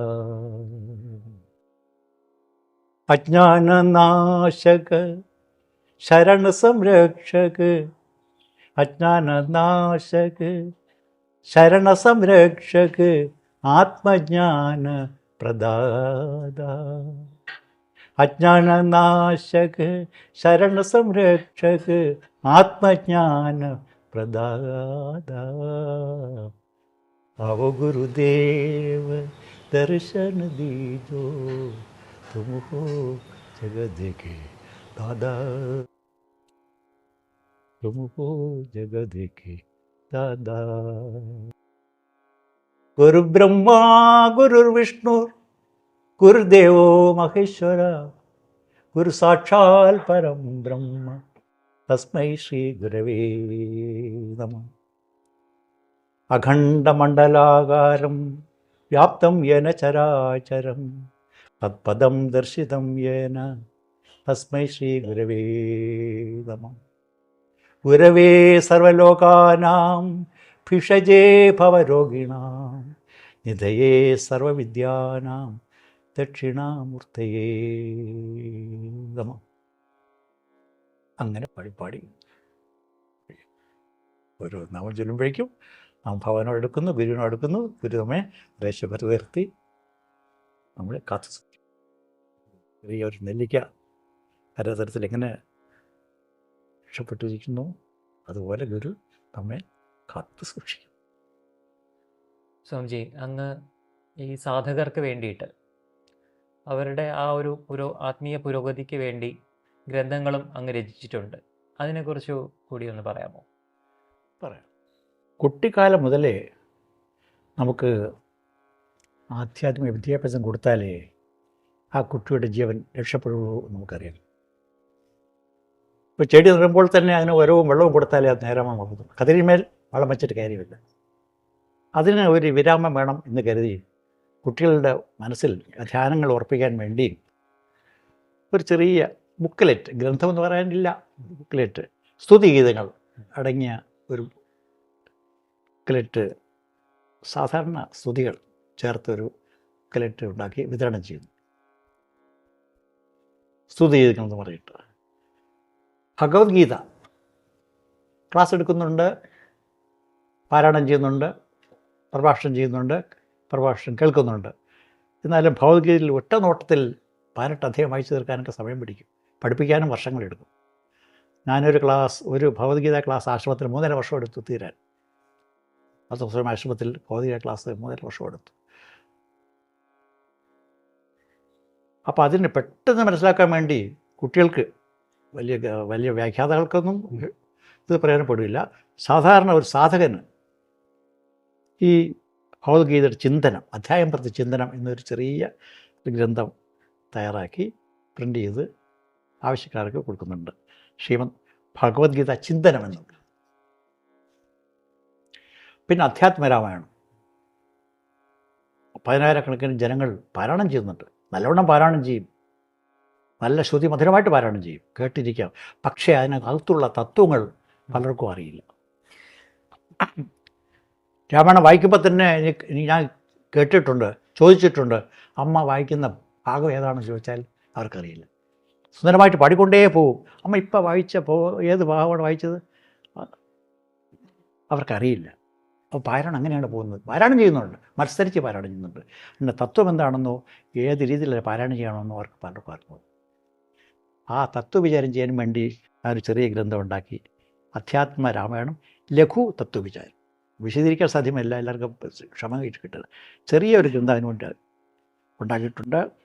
ആരാണ് രാമൻ, ആരാണ് സീത, ആരാണ് ലക്ഷ്മണൻ, ആരാണ് കൈകേയി, ആരാണ് ശൂർപ്പണഖ, ആരാണ് താര, ആരാണ് വിഭീഷണൻ, ആര് കുംഭകർണൻ, ആര് ഹനുമാൻ എന്ന തത്വം കൂടെ അറിഞ്ഞാലേ നമുക്ക് അതിൽ കൂടി ജീവിക്കാൻ പറ്റൂ. നമ്മൾ ഈ കഥാപാത്രങ്ങളൊക്കെ നമ്മളിൽ ഉള്ളതാണ്.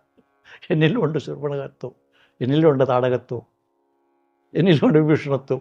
അതറിയാൻ വേണ്ടി ലഘുവായിട്ട് അധ്യാത്മ രാമായണ ലഘു തത്വവിചാരം നിർത്തുന്നു. പൊതുജനങ്ങൾക്ക് വേണ്ടി, സാധകർക്ക് വേണ്ടി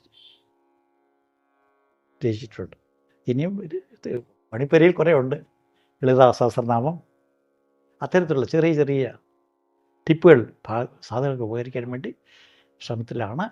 ഭഗവാന്റെ അനുഗ്രഹം ഉണ്ടെങ്കിൽ, ഗുരുവിൻ്റെ അനുഗ്രഹം ഉണ്ടെങ്കിൽ അതുകൂടി നമുക്ക് ജനങ്ങൾക്ക് ഉപകാരപ്പെടുത്തക്ക രീതിയിൽ പ്രസിദ്ധീകരിക്കും. അങ്ങ് തുടക്കത്തിൽ പറഞ്ഞു രാമായണം അങ്ങ് പാരായണം ചെയ്യുമ്പോൾ പല രാഗങ്ങളിൽ അങ്ങ് അത് പാരായണം ചെയ്യുന്നു പറഞ്ഞു.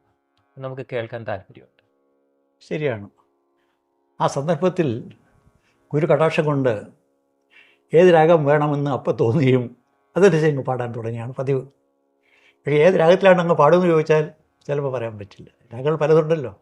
നാട്ടമുണ്ട്, മോഹനമുണ്ട്, ശങ്കരാഭരണമുണ്ട്, അങ്ങനെ പല രാഗങ്ങളുണ്ട്. എങ്കിലും സന്ദർഭവശാൽ വരുന്ന രാഗങ്ങൾ കേൾവിക്കാർക്ക് ആസ്വാദകരമായി തീരുന്നു എന്ന ഗുരുവിൻ്റെ കടാക്ഷമുണ്ട്. എങ്കിലും നമുക്ക് പരീക്ഷിച്ച് നോക്കാം. ഓം ബാലകണ്ഠം ഹരി ശ്രീ ഗണപതിയെ നമ അവിഘ്നമസ്തു. ശ്രീരാമ രാമ രാമ ശ്രീരാമചന്ദ്ര ജയ, ശ്രീരാമ രാമ രാമ ശ്രീരാമഭദ്ര ജയ, ശ്രീരാമ രാമ രാമ സീതാഭിരാമ രാമ, ശ്രീരാമ രാമ രാമ ലോകാഭിരാമ രാമ, ശ്രീരാമ രാമ രാമ രാവണാന്തക രാമ, ശ്രീരാമ മമ ഹൃദി രമതാം രാമ രാമ, ശ്രീരാഘവാത്മാ രാമ, ശ്രീരാമ രമാപതേ ശ്രീരാമ രമണീയ വിഗ്രഹ നമോസ്തുതേ.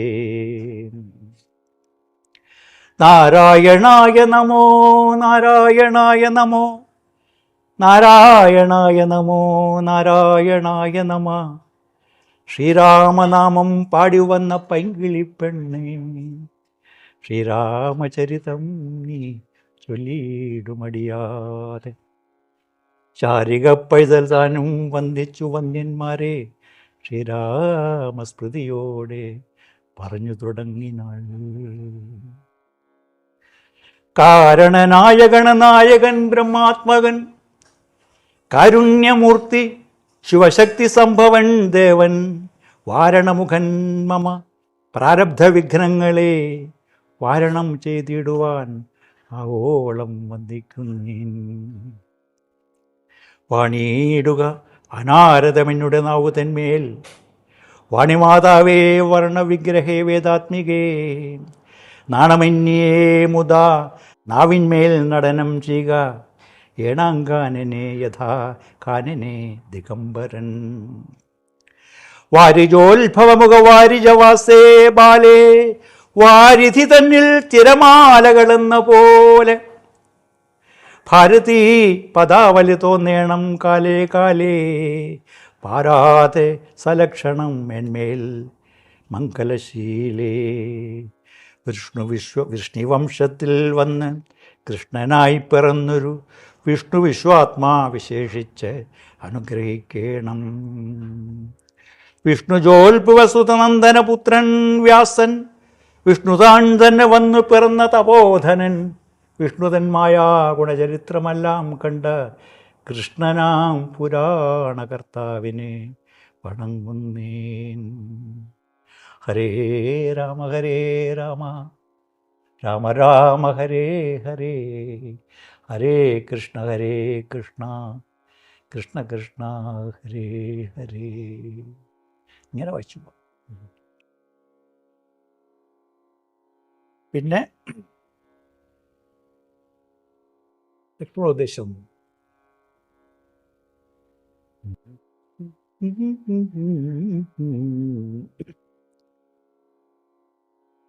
വത്സ സൗമിത്രേ കുമാരാ നീ കേൾക്കണം, മത്സരാദ്യം വെടിഞ്ഞ് എന്നുടെ വാക്കുകൾ. നിന്നുടെ തത്വമറിഞ്ഞിരിക്കുന്നതു മുന്നമേ ഞാനെടോ, നിന്നുള്ളിലെപ്പോഴും എന്നെക്കുറിച്ചുള്ള വാത്സല്യപൂരവും നിന്നോളമില്ല മറ്റാർക്കുമെന്നുള്ളതും, നിന്നാൽ അസാധ്യമായുള്ളൊരു കർമ്മവും നിർണയമെങ്കിലും ഒന്നിതു കേൾക്ക നീ.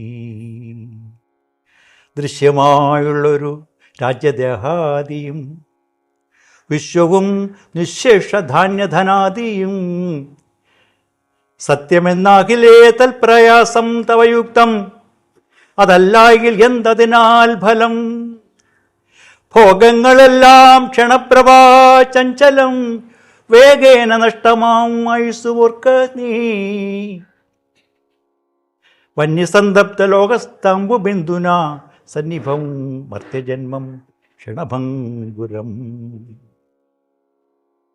ചക്ഷുശ്രവണകളസ്തമാം തർദുരം ഭക്ഷണത്തിനപേക്ഷിക്കുന്നത് പോലെ, കാലാഹിന പരിഗ്രസ്തമാ ലോകവും ആലോലചതസ ഭോഗങ്ങൾ തേടുന്നു. പുത്രമിത്രാർത്ഥകളത്രാദിസംഗമം എത്രയും അല്പകാലസ്ഥിതമോർക്ക നീ. പാന്ധർ പെരുവഴിയമ്പലം തന്നിലെ താന്തരായി കുടിവിയോഗം വരും പോലെ, നദിയാ ഒഴുകുന്ന കാഷ്ടങ്ങൾ പോലെയും എത്രയും ചഞ്ചലം. ആലയ സംഗമം ലക്ഷ്മിയും അസ്ഥിരയല്ലോ മനുഷ്യർക്ക്, നിൽക്കുമോ യൗവനവും പുനരുധ്രുവം. സ്വപ്ന സമാനം കളത്ര സുഖം നിർണാം, അല്പമായുസ്സും നിരൂപിക്കാൻ ലക്ഷ്മണ. 29 വർഷത്തോളം ആ ശരീരത്തിൽ കുടികൊണ്ട ഒരു മഹാത്മാവാണ് മാധവസ്വാമി. മാധവസ്വാമിയുടെ സമാധിയെക്കുറിച്ച് കൂടുതൽ അറിയാൻ താല്പര്യമുണ്ട്. സ്വാമി അരോഗ ദൃഢഗാത്രനായിരുന്നു. യോഗാഭ്യാസം കൊണ്ടും ആഹാര രീതി കൊണ്ടും ധ്യാന മനന നിധിധ്യാസങ്ങൾ കൊണ്ടും ഉറച്ച മനസ്സും ഉറച്ച ശരീരവും ആയിരുന്നു അദ്ദേഹത്തിന്. നിരന്തരമായ സത്സംഗവും ധ്യാനവും ഒക്കെ കൊണ്ട് ശരീരം കുറേ ക്ഷീണിക്കാൻ തുടങ്ങി. പക്ഷെ രോഗമൊന്നുമില്ലായിരുന്നു. പെട്ടെന്നൊരു ദിവസം ഹൃദയത്തിനും എന്തോ ശല്യം തോന്നി. അദ്ദേഹത്തെ ശ്രീചിത്ര ഹോമിൽ കൊണ്ടുപോയി ചികിത്സിച്ചു. അദ്ദേഹത്തിന് ഓപ്പറേഷനൊന്നും ഇഷ്ടപ്പെട്ടില്ല. അവർ ഓപ്പറേഷൻ നിർദ്ദേശിച്ചു എന്നാണ് അറിഞ്ഞത്. സ്വാമി ശരീരത്തിൽ കത്തി വയ്ക്കാൻ സമ്മതിക്കില്ല. കത്തി വെച്ചാൽ ബോധം കെടുത്തും. പക്ഷേ ആ ബോധത്തിൽ അദ്ദേഹത്തിൻ്റെ ധ്യാനം മുറിയും. അദ്ദേഹം പറഞ്ഞതാണ്, കത്തി വെച്ച് ബോധം കെടുത്തിയാൽ എൻ്റെ ധ്യാനം നിരന്തരമായി 24 മണിക്കൂറും നിരന്തരം ഓരോ നിമിഷവും നടത്തുന്ന ആ നാമം ജപ ആ മന്ത്രത്തിൻ്റെ മുറിവുണ്ടാവും. അതെനിക്ക് അനുവദിക്കാതെ. അപ്പോൾ എനിക്ക് ഓപ്പറേഷൻ ചെയ്യാം, അനസ്തേഷ്യ തരാതെ ഓപ്പറേഷൻ ചെയ്യണം. ഇതിന് സാധിക്കും. ഒരിക്കൽ അദ്ദേഹത്തിന് കാലിലൊരു വ്രണം വന്നു. കമ്പി എന്തോ തട്ടി വ്രണം വന്നു. കാല് പഴുത്തു, നീരൊഴിക്കുന്നു. അന്ന് ഞാൻ അദ്ദേഹത്തെ, അന്ന് എനിക്ക് സ്കൂട്ടർ പിറകെ കയറ്റി പൂജപ്പുരയിൽ ഒരു ആശുപത്രി ഉണ്ടായിരുന്നു, റോട്ടറി ഹോസ്പിറ്റൽ പൂജപ്പുര. ഇപ്പോഴത്തെ സ്റ്റേറ്റ് ബാങ്ക് ഓഫ് ഇന്ത്യയുടെ നേരെ അവിടെ ഒരു മിലിറ്ററി റിട്ടയർഡ് ഡോക്ടർ ഉണ്ടായിരുന്നു. സ്വാമി കൊണ്ടുപോയി. അദ്ദേഹം നോക്കിയിട്ട് പറയും, ഇത് കീറണം. കീറുമ്പോൾ അതിഭയങ്കര വേദനയായിരിക്കും. അപ്പം ഞാനൊരു മരുന്ന് തന്നിട്ടേ കീറുള്ളൂ. സ്വാമി പറഞ്ഞു, മയക്കാതെ കയറാൻ പറ്റില്ലേ ഡോക്ടർ? മയക്കാതെ അങ്ങ് ആ വേദന സഹിക്കില്ല. വേണ്ട, കുഴപ്പമില്ല, ഞാൻ സഹിക്കാൻ തയ്യാർ, അങ്ങ് കയറിക്കൊള്ളണം. പക്ഷേ കത്തി വയ്ക്കുന്നതിന് 1 മിനിറ്റ് മുമ്പ് എന്നോട് പറയണം, കത്തി വയ്ക്കാൻ പോകണം സ്വാമി എന്ന് പറയണം. തീർന്ന ശേഷം തീർന്നു എന്നും പറയണം.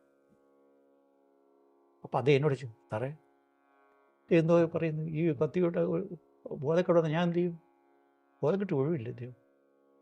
നമ്മുടെ സാറിന് ബലമുള്ള സ്വാമി അങ്ങനെയുള്ള ആളല്ല. അദ്ദേഹത്തിന് വേദന സഹിക്കാൻ കെൽപ്പുള്ള ആളാണ്. സാറ് ധൈര്യമായിട്ട് തോന്നണം. സാറിൻ്റെ ഗ്യാരണ്ടിയിൽ ഞാൻ ചെയ്യുന്നു. 2-3 നേഴ്സുമാരൊക്കെ പിടിച്ച് സാക്ഷി രൂപത്തിൽ നിർത്തിയിട്ട് കയറി. അപ്പോൾ അത് സ്വാമി, ഇപ്പം ഞാൻ കത്തി വയ്ക്കുമേ, ഒരു 1/2 മിനിറ്റ് സമയം തരാം. സ്വാമി കൈ രണ്ടും ഇങ്ങനെ ആക്കി ഞാൻ മുമ്പ് നിൽക്കുകയാണ്. കണ്ണിങ്ങനെ എന്താ പറയുക, പകുതി കണ്ണടച്ചിരിക്കുകയാണ്. സ്തബ്ധനായി സ്വാമി. ഒരു 10 മിനിറ്റ് എടുത്തു അദ്ദേഹം കയറാൻ. 10 മിനിറ്റ് കയറി ചലമൊക്കെ വെളിയിലെടുത്ത് പഞ്ഞിയെ കാത്ത് കയറ്റി കുത്തി തെച്ചു. സ്വാമി കഴിഞ്ഞു.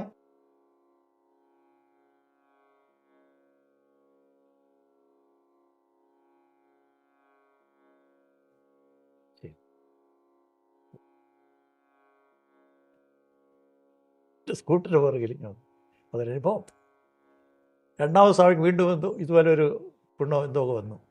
അന്ന് മെഡിക്കൽ കോളേജിൽ അന്ന് കൊണ്ടുപോയി എനിക്ക് തന്നെ അവസരം കിട്ടി. ശിവനാരായണ പിള്ള എന്ന ഡോക്ടറുണ്ട് മെഡിക്കൽ കോളേജിൽ, ശിവനാരായണ.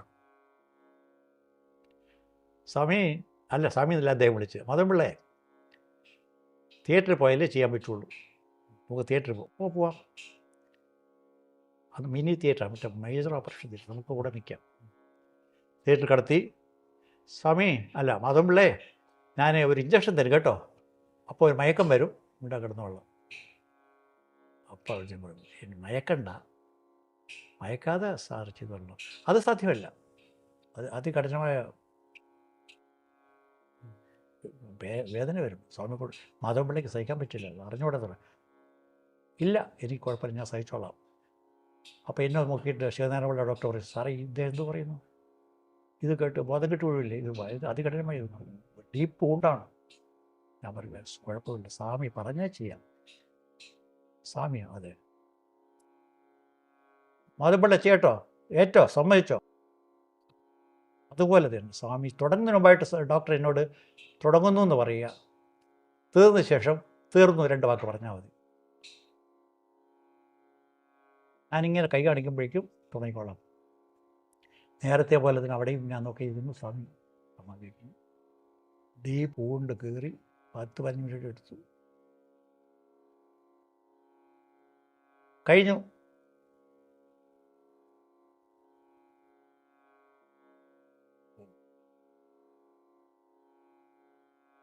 ഡോക്ടർ ശിവനാരായണ പിള്ള അത്ഭുത സ്തബ്ധനായി.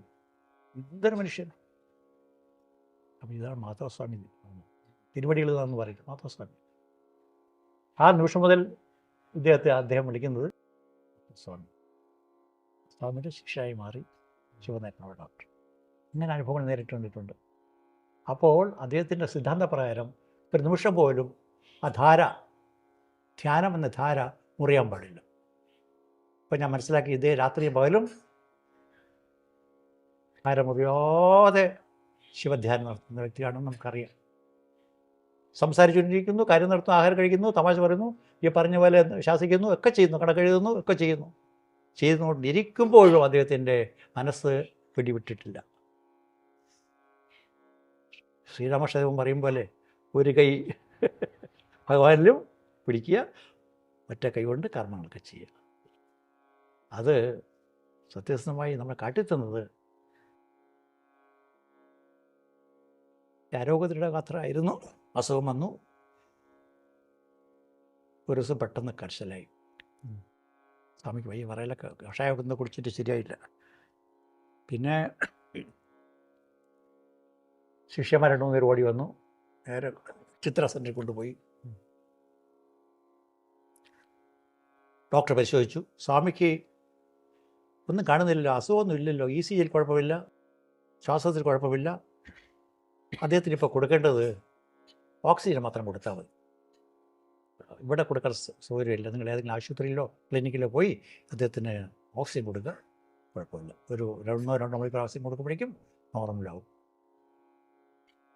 എന്ന് കേട്ടിട്ട് ഇവർ കാറിൽ സ്വാമിയും കയറ്റി 2-3 ആശുപത്രിയിൽ പോയി. അക്കാലത്ത് ഒരു ആശുപത്രിയിൽ ഓക്സിജൻ സിലിണ്ടറില്ല. 3-4 ആശുപത്രിയിൽ പോയി, സിലിണ്ടറില്ല. സ്വാമിയെ കൊണ്ട് ഇറങ്ങുകയാണ് സ്ഥിതിയിൽ. അവസാനം കോസ്മോപോളിറ്റൻ ഹോസ്പിറ്റലിൽ സ്വാമി ഒന്നൊന്ന് കേട്ട് അവിടുത്തെ സ്വാമിയുടെ ഭക്തൻ ഒരു ഡോക്ടർ ഉണ്ടായിരുന്നു. അദ്ദേഹം ഓടി വന്നു, സ്വാമി കടത്തി.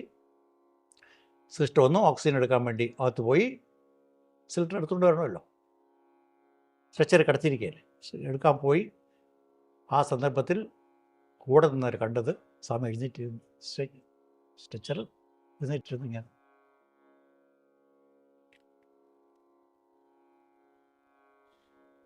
കണ്ണടച്ചു, എഴുന്നേറ്റിരുന്നു.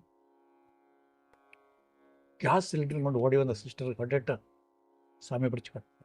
സ്വാമി എഴുന്നേറ്റിരുന്നോ, കിടക്കണമെന്ന് പറഞ്ഞിട്ട് പിടിച്ച് കിടത്തു. ഓംകാരം ജപിച്ചുകൊണ്ടാണ് ഇരുന്നത്. പിടിച്ച് കിടത്തി. ഒരു ഡോക്ടർ ഓടി വന്നു, അടുത്ത് നോക്കി. 5-6 നിമിഷമായി സ്വാമിയുടെ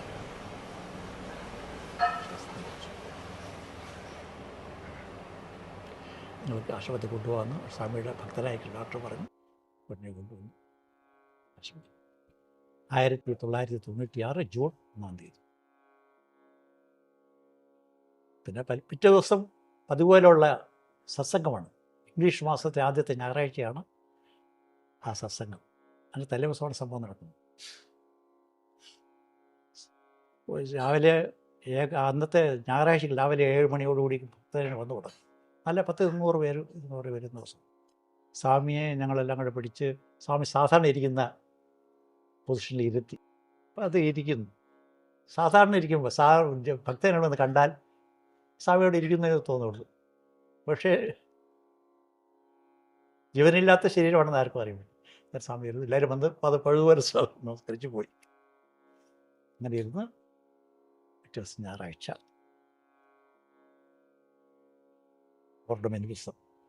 പൗർണമി ദിവസം അതിനിടയ്ക്ക് സമാധിയുടെ കാര്യങ്ങളൊക്കെ അതിനിടയ്ക്ക് ചെയ്തു. പിറ്റേ ദിവസം എത്രയോ ബന്ധുജനങ്ങളുടെയും പോരാളികളുടെയും സാന്നിധ്യത്തിൽ അദ്ദേഹത്തിൻ്റെ സമാധി അവസാനിച്ചു. അദ്ദേഹം ഒരു കാര്യം പറഞ്ഞിട്ടുണ്ട്. ഒരു ദിവ്യനാണെന്ന് നിങ്ങൾ അറിയണമെങ്കിൽ ജീവിച്ചിരിക്കുമ്പോൾ അറിയാൻ പറ്റില്ല. മരണശേഷം അദ്ദേഹത്തിന് കൈയും കാലം പിടിച്ച് ആട്ടി നോക്കണം. എന്നോട് ഞങ്ങളടുത്ത് പറഞ്ഞിട്ടുണ്ടോ, സൗഹൃദ സംഭാഷണത്തിൽ പറഞ്ഞിട്ടുണ്ട്. ഞാൻ പോയതിന് ശേഷമേ എൻ്റെ കൈയും കാലുമൊക്കെ പിടിച്ച് ആട്ടി നോക്കണം. ആടുന്നുണ്ടോ അതോ വടിവല്ലിരിക്കുന്നോ എന്ന് നിങ്ങൾ ചെക്ക് ചെയ്യണം. അപ്പോഴും നിങ്ങൾക്ക് സ്വാമിയുടെ ദിവ്യത്വം അറിയാൻ പറ്റുള്ളൂ. കേട്ടോ മക്കളെ എന്നൊക്കെ ഇങ്ങനെ പറഞ്ഞിട്ടുണ്ട്. അപ്പം ഞാൻ പരീക്ഷിക്കണമെന്ന് വിചാരിച്ചിട്ട് കുളിപ്പിച്ചിട്ട് ഒരു കസേരയിൽ ഇരുത്തിയാണ് സ്വാമിയുടെ സമാധിയിൽ കൊണ്ടുപോകുന്നത്. അപ്പം ഞാൻ കൈയൊക്കെ പിടിച്ച് ആട്ടി നോക്കി. കൊച്ചു കുട്ടികളുടെ കൈ ആട്ടിയല്ലേ, കൈ മടങ്ങുന്നു, രണ്ട് കൈ മടങ്ങുന്നു, കാലം മടങ്ങുന്നു. ഓഹ്, എൻ്റെ കണ്ണും പറഞ്ഞു പോയി. അപ്പോൾ അദ്ദേഹം പറഞ്ഞത് അന്ന് ഞങ്ങൾ തമാശയാണ് എടുത്ത്. അദ്ദേഹം നിങ്ങൾ ദിവ്യത്വം പരീക്ഷിക്കാൻ ഇതൊരു മാർഗമുണ്ടെങ്കിൽ മക്കളെ നിങ്ങൾ നോക്കി വെച്ചോളാം.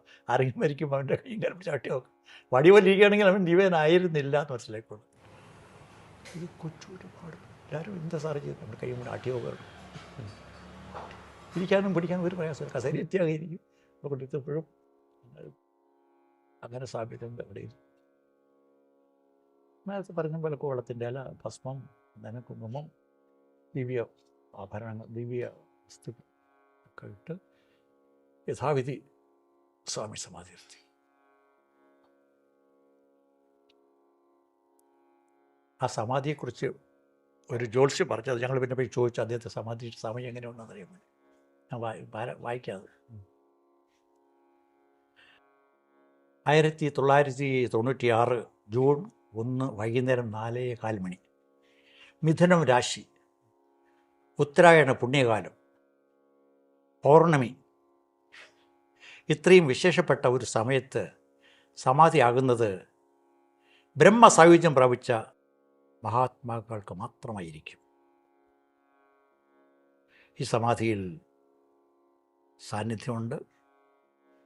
ഈ സമാധി സ്ഥാനത്ത് പ്രാർത്ഥിക്കുന്നവർക്ക് സർവ ഐശ്വര്യങ്ങളും സിദ്ധിയും ലഭിക്കുമെന്ന് ജ്യോതിഷികളുടെ അഭിപ്രായം. ജ്യോതിഷ പറഞ്ഞ അഭിപ്രായമാണ്. അദ്ദേഹം സ്വാമിയെ കണ്ടിട്ടില്ല, കേട്ടിട്ടില്ല. അദ്ദേഹം പണ്ട് പറഞ്ഞത് ഞാൻ നിങ്ങളോടൊപ്പം എപ്പോഴും കാണും എന്ന് അരുളി ചെയ്ത വാക്കുകൾ ഇന്നും എൻ്റെ ചെവിയിൽ കർണപുടങ്ങളിൽ മന്ത്രിക്കുന്നു. ബ്രഹ്മശ്രീ മാധവസ്വാമി തിരുവള്ളുവരുടെ പാതാരണ്യങ്ങളിൽ സാഷ്ടാംഗ നമസ്കാരം, സാഷ്ടാംഗ നമസ്കാരം. വിഗ്രഹേ രാമചന്ദ്രസ്യ വിലയീഭൂതചേതസാ അഹം ബ്രഹ്മേതി വേദാന്ത തത്വബോധ പ്രബോധിനി.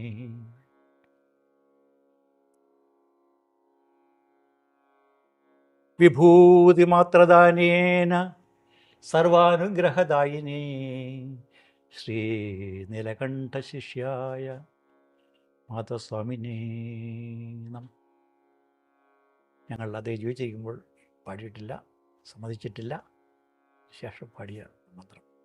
പിന്നെ അദ്ദേഹത്തിൻ്റെ അഷ്ടോത്തരം ഉണ്ട്, അതിപ്പോൾ നമുക്ക് കേൾക്കണം. മാധവശ്രീ പദാംഭോജ മത്തഭൃംഗസ്വരൂപിണി ലോകസംഗ്രഹകാരായ മാധവസ്വാമിനേ നമഃ. ധർമ്മനിഷ്ഠായ ഹൃഷ്ടായ ശിഷ്യലോകഹിതൈഷിണേ ജ്ഞാനവൈരാഗ്യലഗ്നായ മാധവസ്വാമിനേ നമഃ. വന്ദനീയ പദാബ്ജായ സങ്കരാഗവിമുക്തായ പദാവതായ പ്രാജ്ഞായ മാധവസ്വാമിനേ നമഃ. സാത്മാരാമായ സൗമ്യായ സർവജ്ഞാനപ്രദായിനേ സത്യസ്ഥായ വരിഷ്ഠായ മാധവസ്വാമിനേ നമഃ. മിഷ്ടാന്നദായ മുക്തായ മിഷ്ടവാക്കർമ്മയുക്തായ ഇഷ്ടാനിഷ്ടവിരക്തായ മാധവസ്വാമിനേ നമഃ. നേത്രക്ഷേപണമാത്രേണ ശിഷ്യസന്ദേഹഹാരിണേ അജ്ഞാനദ്വന്ദ്വദീപായ മാധവസ്വാമിനേ നമഃ. നന്ദനന്ദന ഭക്തായ ശിഷ്യാഭീഷ്ടപ്രദായിനി നാനായോഗി പരീതായ മാധവസ്വാമിനേ നമഃ. മമതാഭാവഹീനായ മതമാത്സര്യഹാരിണേ പരബ്രഹ്മസ്വരൂപായ മാധവസ്വാമിനേ നമഃ. അജ്ഞാനതിമിരാന്ധസ്യ ജ്ഞാനാഞ്ജനശലാകയാ ചക്ഷുർമീലിതം യേന തസ്മൈ ശ്രീഗുരവേ നമഃ. ഓം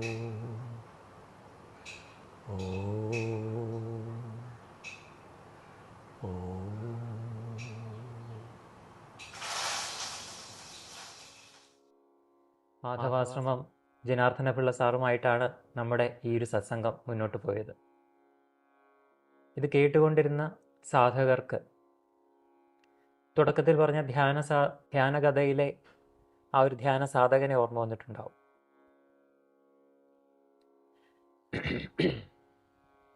പിടിവിടണമെങ്കിൽ പിടി കിട്ടണം എന്നുള്ള ആ ഒരു തത്വത്തിൽ ഊന്നി നിന്നുകൊണ്ട് ഗുരുവിൻ്റെ മുന്നിൽ പൂർണ്ണ സമർപ്പണത്തോടു കൂടി ഒരു ജീവിതം മുഴുവൻ 82 വയസ്സോളമായി സാറിന്. ഈ കാലഘട്ടം വരെയും ഗുരുവുമായിട്ടുള്ള ആ പാരസ്പര്യം, ആ ആത്മബന്ധം കാത്തു സൂക്ഷിച്ച് ഗുരുവിൻ്റെ സന്ദേശങ്ങളെ, ഗുരുവിൻ്റെ ജീവിത സന്ദേശങ്ങളെ തൻ്റെ ജീവിതത്തിൽ പകർത്തി സമൂഹ നന്മയ്ക്കായിട്ട്, സാധകരുടെ ഉന്നമനത്തിനായിട്ട് ഈ നിമിഷവും പ്രവർത്തിച്ചു കൊണ്ടിരിക്കുന്ന ഒരു സാധകനെ കണ്ടെത്തുക എന്ന് പറയുന്നത് അപൂർവങ്ങളിൽ അപൂർവമാണ്. മീറ്റ് മീ മെഡിറ്റേഷൻ ചാനലിലെ സാധകർക്ക് അതിന് സാധിച്ചു എന്ന് തന്നെ നമുക്ക് പറയാം. എന്തായാലും സാറിന് ഈ ഒരു സത്സംഗത്തിൽ ലഭിച്ച് നമ്മുടെ പുണ്യമായിട്ട് കരുതുകയാണ്. നമ്മൾ സാധകരോട് അങ്ങേക്ക് എന്ത് സന്ദേശമാണ് നൽകാനുള്ളത്? മനുഷ്യജന്മം കിട്ടുക ദുർലഭമാണെന്ന് പറഞ്ഞു കേട്ടിട്ടുണ്ട്. പുഴുവായിട്ടും പാറ്റയായിട്ടും വൃക്ഷലതാദികളായിട്ടും പക്ഷിമൃഗാദികളായിട്ടും മനുഷ്യനായിട്ടും അനേക കോടി ജന്മങ്ങൾ കഴിഞ്ഞിട്ടാണ് നമുക്ക് യഥാർത്ഥ മനുഷ്യനായി ജന്മം കിട്ടുക. എന്തിനു വേണ്ടി ഭഗവാൻ ഈ മനുഷ്യജന്മം തന്നു എന്ന് ചിന്തിക്കുമ്പോൾ, നമ്മുടെ ആർഷഭാരത സംസ്കാരം അനുസരിച്ച് ചിന്തിക്കുമ്പോൾ, മനുഷ്യനായി ജീവിതം കിട്ടിയ ആ വ്യക്തി തൻ്റെ ജീവിതം ബ്രഹ്മചര്യ ആശ്രമത്തിലൂടെയും ഗൃഹസ്ഥാശ്രമത്തിലൂടെയും വാനപ്രസ്ഥ ആശ്രമത്തിലൂടെയും സന്യാസ ആശ്രമത്തിലൂടെയും ജീവിതം നയിച്ച് ആ ജീവൻ പരമപദത്തിൽ എത്തിക്കണം എന്നാണ് നമ്മുടെ ആചാര്യന്മാർ നമുക്ക് പറഞ്ഞു തന്നിട്ടുള്ളത്. അത് സാധ്യത പ്രായമാകണമെങ്കിൽ ഒരു ഗുരുവിൻ്റെ സാന്നിധ്യം നമ്മുടെ ജീവിതത്തിൽ കിട്ടണം. ഒരു ലാഭം എന്ന് പറയുന്നത്, അതിനും പുണ്യമുണ്ടെങ്കിൽ മാത്രമേ ഗുരുലാഭം ഉണ്ടാവൂ.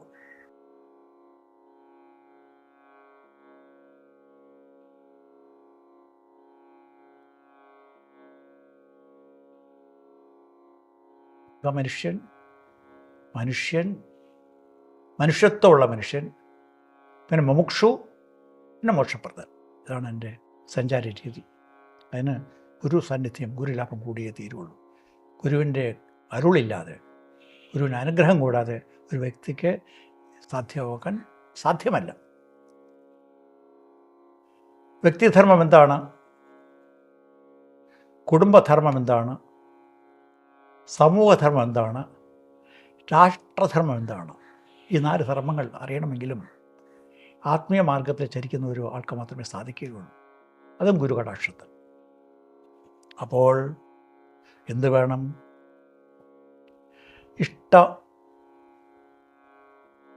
ദേവനെ സ്വീകരിക്കുക,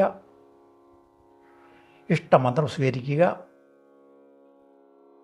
ഇഷ്ടമന്ത്രം ചൊല്ലി ജപിക്കുക. ജപാദികൾ ഇങ്ങനെ തുടരുമ്പോഴേക്കും ധ്യാനത്തിന് സാമർഥ്യം ഉണ്ടാവും. ധ്യാനത്താൽ അവൻ്റെ മനസ്സ് ആർദ്രമായി നിശ്ചലമായി അവൻ സമാധി അവസ്ഥ പ്രവഹിക്കുന്നു. ആദ്യം വികല്പ സമാധിയിൽ അവൻ ചിലനേരം ആനന്ദിക്കും.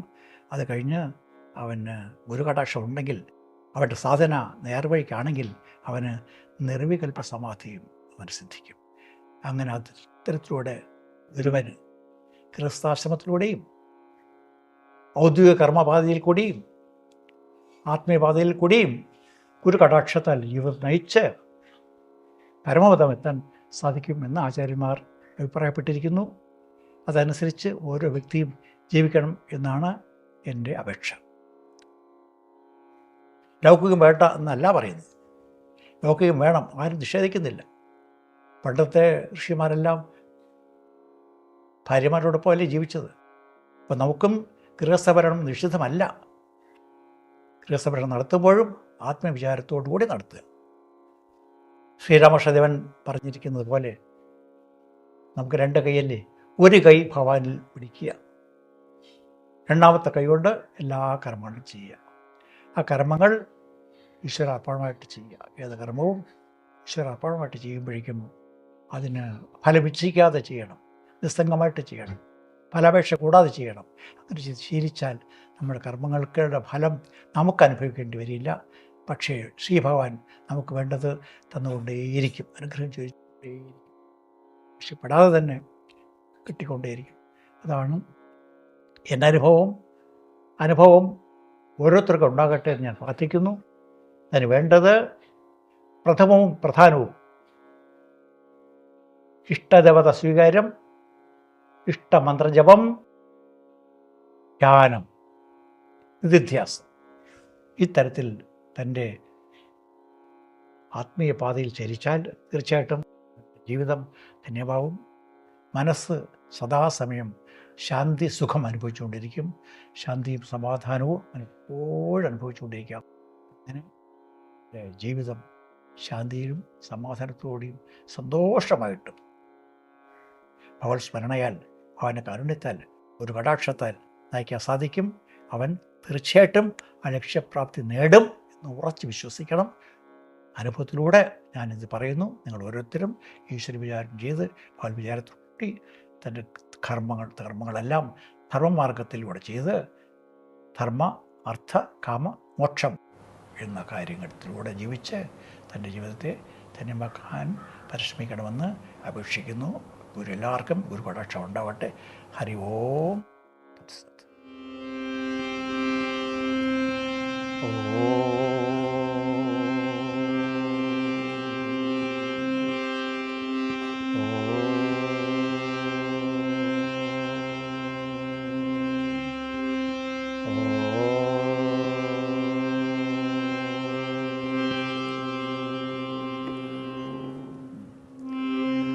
ഹരേ രാമ ഹരേ രാമ രാമ രാമ ഹരേ ഹരേ, ഹരേ കൃഷ്ണ കൃഷ്ണ കൃഷ്ണ ഹരേ ഹരേ.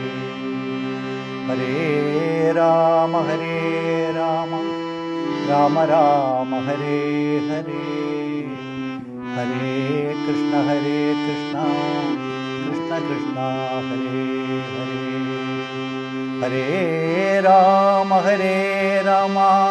രാമ രാമ ഹരേ ഹരേ, ഹരേ കൃഷ്ണ കൃഷ്ണ കൃഷ്ണ ഹരേ ഹരേ. ഹരേ രാമ രാമ രാമ ഹരേ ഹരേ, ഹരേ കൃഷ്ണ കൃഷ്ണ കൃഷ്ണ ഹരേ ഹരേ. ഹരേ രാമ രാമ രാമ ഹരേ ഹരേ, ഹരേ കൃഷ്ണ കൃഷ്ണ കൃഷ്ണ ഹരേ ഹരേ. ഹരേ രാമ രാമ രാമ ഹരേ ഹരേ, ഹരേ കൃഷ്ണ കൃഷ്ണ കൃഷ്ണ ഹരേ ഹരേ. ഹരേ രാമ രാമ രാമ രാമ ഹരേ ഹരേ, ഹരേ കൃഷ്ണ കൃഷ്ണ കൃഷ്ണ ഹരേ ഹരേ.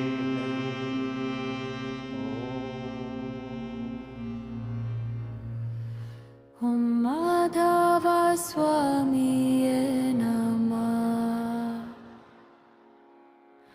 Om Madhava Swamiye Namah.